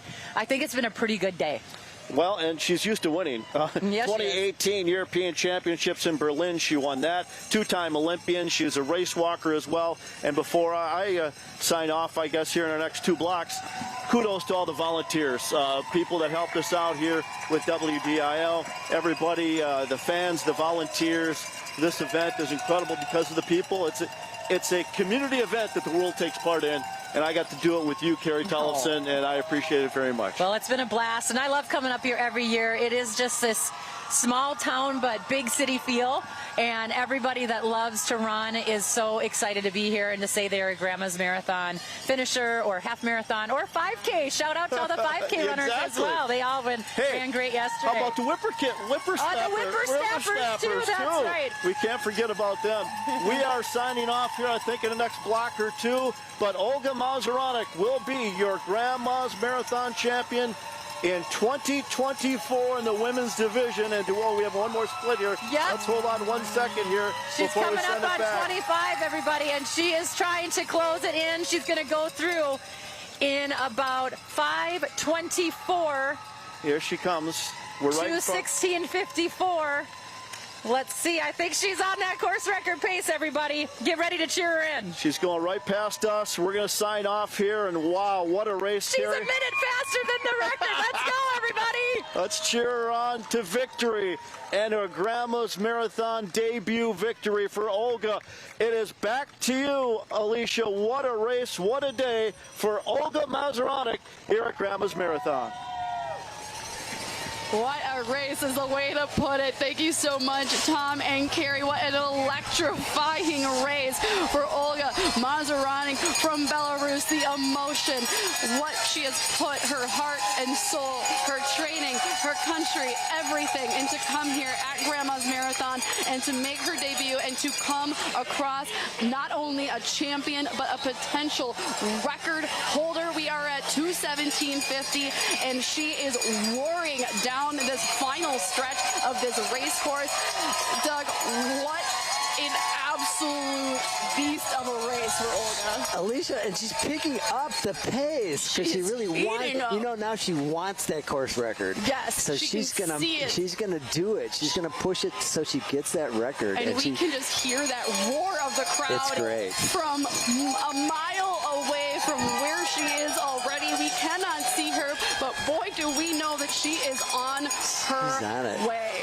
She has held control of this race the entire time from Two Harbors all the way into Canal Park. And doing it all on her own. All by on herself. her own, and she's setting a course record. That's phenomenal. She did not have that pack to draft. She did not have, you know, Carrie mentioned she saw her look behind her one time. Yeah. One time in 26.2 miles did she check behind her. And it looks like ASICS has an opportunity to sponsor her. Oh, yes. It sounds like they do. She is behind the deck arena now as we speak, rounding those final corners before she comes onto Canal Park Drive, and how meaningful it is for her, I'm sure, to have this sense of accomplishment after everything that she has been through. Yeah. And then she's going to pass the William A. Irvin Iron Ore Ship, and you know, a great crowd along that stretch too. More cowbell. More cowbell, absolutely. The 35-year-old is just minutes away from claiming the 48th annual Grandma's Marathon Women's Championship title. And again, that palpitation. Every time we get close to this championship, it just goes silent. Yeah. The minutes before, it's interesting. It is. They're like anticipating. Oh my God, this is about to happen. This is about to happen. History is about to happen. History is about to be made right in front of our eyes. I love how packed all of these barricades get when we know that we're just moments away. And they all have their phone outs. They want to take photos too. Oh, yeah. She's coming across. We can hear the screams. We can hear the support. That's what they need. That last final stretch, the push, especially because she still has time to set that record. Yeah. We're at 2:20 right now. Well, interesting. The men are still breaking 2:20, and you know, and it's chip time, so they may have started 5 to 10 seconds back, so they're still running.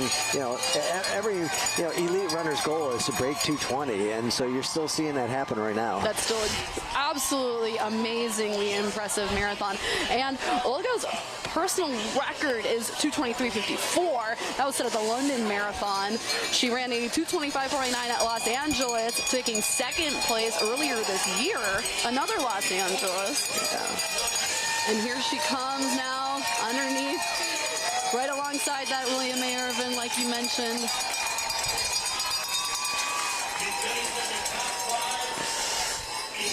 Everyone's gearing up to see her claim this crown. Boy, does she deserve it. She still looks so calm, cool, she collected. Does. You can see her face. She looks great. She is focused.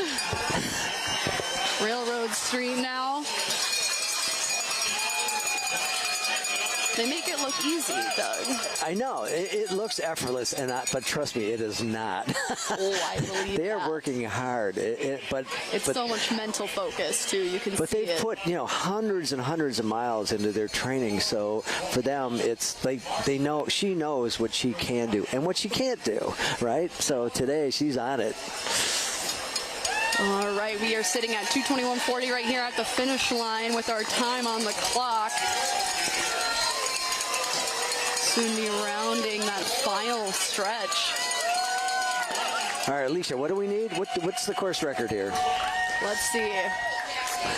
We've got Kellen Taylor at 2:24:28. That's the overall event record. And Sarah Kiptoo's Fury Street, 2:26:32. So 2:24:28. It's our event record. It's going to be right there. It's going to be right there. And that was set in 2018. Kellen Taylor is 2:24:28. All right, so she's got a couple minutes.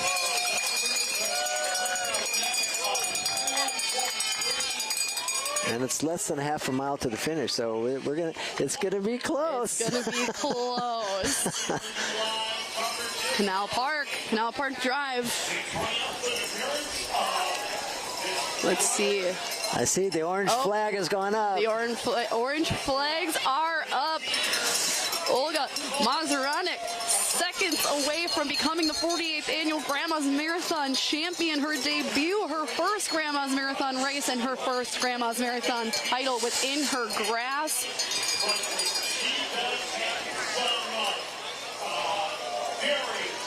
All right, she's coming into view now. She's coming into view. Here she comes, down the chute, down the pipe. 2:23:10 is where we're sitting at. That finish line banner is out. Here she comes, here she comes.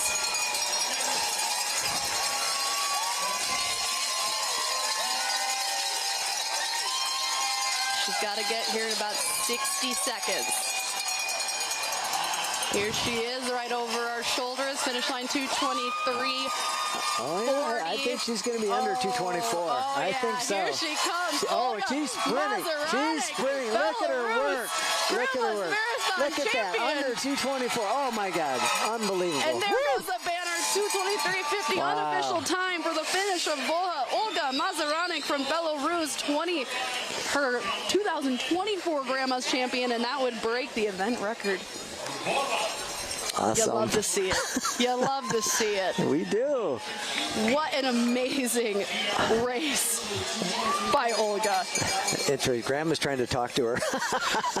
But she doesn't speak English. Olga she only speaks Russian, so we will not, it doesn't sound like, be able to hear from her at the finish line, but an absolutely just fabulous race. Doing it all alone, too, is really incredible. All alone, this means so much. You can see it. She was so focused. She wanted it so badly. And boy, did she take that record down. Sub 2:24. That would beat the event record by over 30 seconds. Wow. Unofficial record times, of course. Unofficial times that we're seeing, of course, but still, we're not too far off. And I think when you have a great performance like this, you want to come back. You want to defend your championship, and you've had such a great experience that you want to come back. Absolutely. She's a two-time Olympian. First appearance in Duluth. She finished top 5 in both Tokyo and Rio Summer Olympics. She won the 2018 European Championship in Berlin. Now, it sounds like she is able to at least chit-chat a little bit with some people at the finish line. I would love to connect at some point, with our Nia Adams there at the finish line, just to see kind of her perspective of what she was able to see from Olga's victory.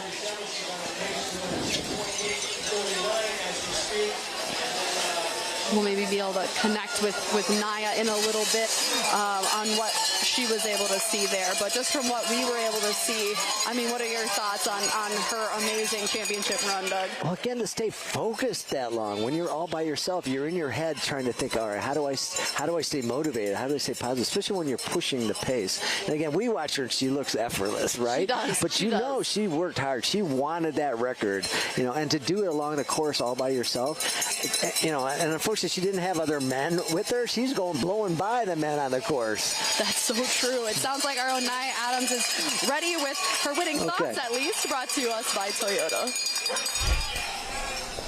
All right, Alicia, yes, a lot of excitement, a lot of emotion down here. Olga doesn't speak a ton of English, but how was the race?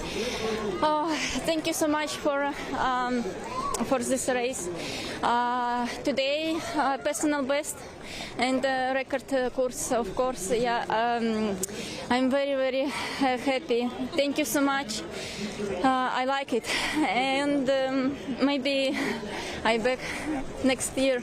Yeah. Thank you so much. Yeah, thank you so much, and congratulations on a personal best and a course record. That is just huge. And what a day to be out here for Grandma's Marathon, despite the weather. All right, congratulations once again. Back to you, Alicia and Doug. So thankful for Olga giving us her time there. A great interview, in my opinion. And you heard she wants to come back. I did hear she wants to come back. That is music to our ears. And we're still seeing plenty of finishers here. And I just, the effort that she put in, and you can hear the excitement in her voice. To be the winner, to be a finisher, to come to Grandma's. Yeah, it's awesome. It's awesome. No, I absolutely love the effort that she's put into this. And we're still, I believe, waiting on our second place. By the way, another thing, this is a Boston Marathon qualifier. Yes. And almost 20% of the field here today will qualify for the Boston Marathon. That is for some people, it's a huge deal to make it. And to have, to have a great day to be able to run a fast time. So that means there's a lot of people that are going to finally be able to make it to Boston. And that's a big goal for a lot of people. That is massive. We can talk a little bit about what those qualifying standards would be. So it looks like for the men, sub 3 and the women sub 3:30 for the Boston Marathon. That would be the age group of 18 to 34. It does change throughout the age groups, but yeah, a very fast race for a large number of people. I mean, you think about it. I mean, the mid-pack, we're still talking 8 minutes a mile. They've got to run 8 minutes a mile to be able to qualify, and I wish I could run that fast now. Yeah, I'm like, I could maybe do the 8, 10. Yeah, for a few miles. Yeah, for like 2. At 26. Yeah, probably only 2. Is there a Grandma's Marathon 2-miler? All right, we do have our second place Grandma's Marathon female finisher coming down the chute here. Just shortly, she will be crossing the finish line as well, following the amazing record-setting mark by Olga Mazuronic. Yep, she's in sight now. So she is in sight. Got our second place female finisher here in the 2024 Grandma's Marathon. We'll see if we can spot who it is. Last I heard, Molly Bookmeyer was in second place. Okay. And Alicia Gray wasn't far behind for a while, but Molly, 33 years old, and she hasn't run a marathon in a year. She was finished 8th at Toronto last year. All right, here comes our second place female finisher, coming in strong, still running great. I believe that would be Grace Kahura Malang. All right, here comes Molly. And here comes Molly Bookmeyer. So that was a close race for second and third. That was, and those, hearing from our lead cars, that is the 2 people that were even anywhere close to Olga Mazuronic throughout this race. Of course, minutes and minutes behind her, but those 2, Molly Bookmeyer and Grace Kahura Malang, were the 2 that were the next closest. So they kind of kept that status quo then of staying in there. And still, they're running the 2:30s. I mean, it's pretty impressive. And you know what? Molly Bookmeyer's PR was 2:30.37, so pretty so close PR, to that, pretty close PR, and then Grace Kahura Malang's was 2:29 in the California International Marathon last year. So she raced Houston this year, placing 13th. So still a great run for both of those women, and I do believe Grace Kahura Malang, I think she mentioned that her husband was running the half marathon, and he's also her coach. So they made it a whole family affair to come down here. Well, I'm fortunate. My wife has run 39 marathons. Wow. And she wanted to get to 40 at Grandma's, but ended up getting injured. So she still hopes she's got one more in her. Yes, and you know what? Might as well make it the 50th. It'll be so fun to hopefully see so many of these athletes return next year for the 49th, and then the big boy, the 50th anniversary. They're already planning for this. Already they're planning for 50th. So it's going to be a huge deal to be here in 2 years. Oh yeah, absolutely. It will be such a massive event. Look at how strong exciting. These women are coming through. They look effortless. Same thing, look great. Especially with how much Olga had pulled away. We didn't get a huge opportunity to see those other women along the course, but still amazing marathon times from everybody here coming across in this elite women's field too. still a large number of men pulling off these 2:32 now marathons to finish off their runs. And some of these kids, they're young, right? So this is an opportunity to, eventually qualify for Olympic trials. Absolutely. Let's kind of take things back now to the start of the day, the Gary Bjorklund half marathon. We had our finishers come right across the finish line as we were starting our broadcast. So for those that missed it, we have two winners now. Velo Ramakungona from Lesotho was our men's champion, and that was, I believe, a course record. Yeah, course record. And then for our women's Grandma's Marathon, we had Annie Frisbee, which was such a fun storyline. She beat out her close friend Dakota Linworm, a two-time Grandma's Marathon champion, to win this Gary Bjorklund. Hers was a course record. They both broke the course record. Annie broke it a little bit better, as Dakota put it in her words, but it was such an amazing. She didn't seem too disappointed by that. No, that Gary Bjorklund half marathon was a real fun one for the books, quite literally.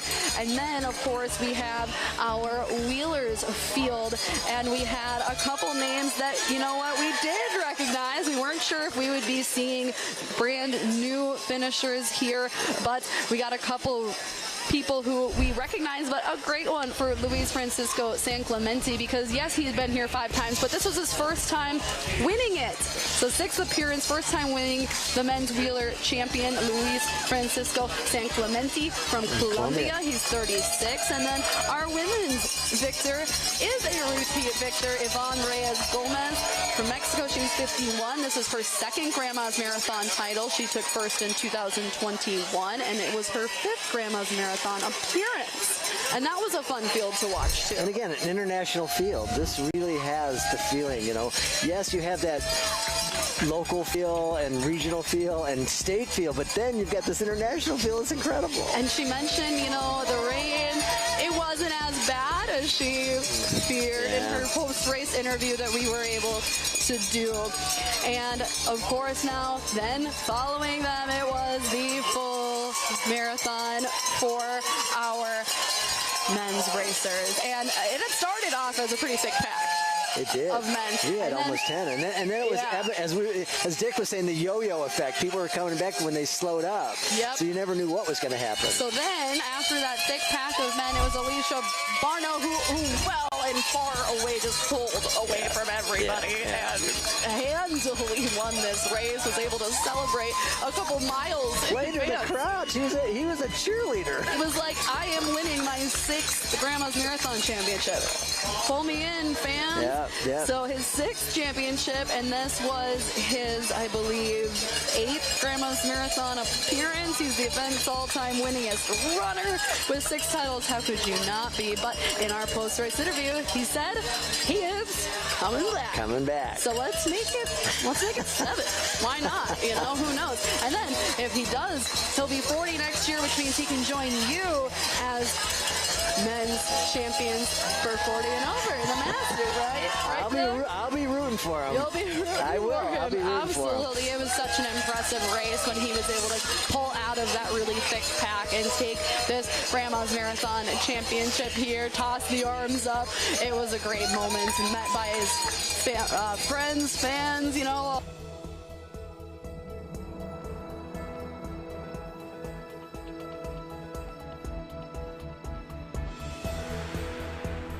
And Olga Mazuranic, she just finished across here. Many of you are probably able to see that, but an amazing push, an amazing run. She held the lead the entirety of this race, never gave it up one time, and I believe the closest people were to her was about 10 seconds, and then it was 15, and then it was a minute, and then it was 2 minutes. She just pulled further and further and further away. At one point, she was getting close to maybe dropping off of that record time pace, and then she caught right back onto it, and then she would beat that course record by, I believe it was like over 30 seconds. Over with 30 seconds. And she was playing to the crowd, too. And she was playing to the crowd, too. She could feel that excitement. It's so exciting to see them do that. And when she got here, though, she was still all business. She was like so focused. When you're just within a minute, you just don't know, right? So, yeah, she wanted to push to make sure she got that extra bonus. Yes. When she came down the chute, she had 60 seconds to spare, and she would get there in about 30 seconds. So, I mean, how many records were broken here today, Doug? Again, everybody was worried about what the weather was going to be like, but obviously if they're running fast times, the weather was not an impact on performances. Not an issue, which is amazing. And so that was our 48th running of the Grandma's Marathon, our 34th annual Gary Bjorklund Half Marathon this year. We had some rain, some wind, some mist, but honestly, they got that tailwind, which is what they really needed. Yeah, yep, they did. It was great. Really fun to watch. It's so exciting to watch this. Even when you're not running, it's exciting to watch. I love the energy. I love being down here. And kind of as Tom Hauser mentioned, it's a whole party too. So just because the races have their champions crowned, it doesn't mean you can't come down here and still cheer on your friends or enjoy in some of the festivities at Bayfront Festival Park with the post-race parties. And have a nice dinner here or a nice lunch and hang out all day. Absolutely. And there's so many great places to do that here too. But for us here on WDIO, live coverage of Grandma's Marathon here on WDIO 45 TV and Fan 165 was produced and directed by Neil Slotness. Our thank you to our camera operators, Jasmine Malone, Owen Worley, Sean Franz and Eric Johnson, Nick Johnson, Glenn Callahan, and Carl Sauer. We've got lighting by Aaron Wernimont, replay operator Megan Graftis, digital media manager Sue Holt, engineers Jason Chad and Chris Downey, and board operators Joe Flatten and Ken Hayes. For Doug Curtis, Naya Adams, Bailey Warfield, Dick Beardsley, Charlie Mahler, Harry Tollefson, Tom Hansen, and Tom Hauser, I'm Alicia Tipke. Thank you for watching the 48th annual Grandma's Marathon on WDIO.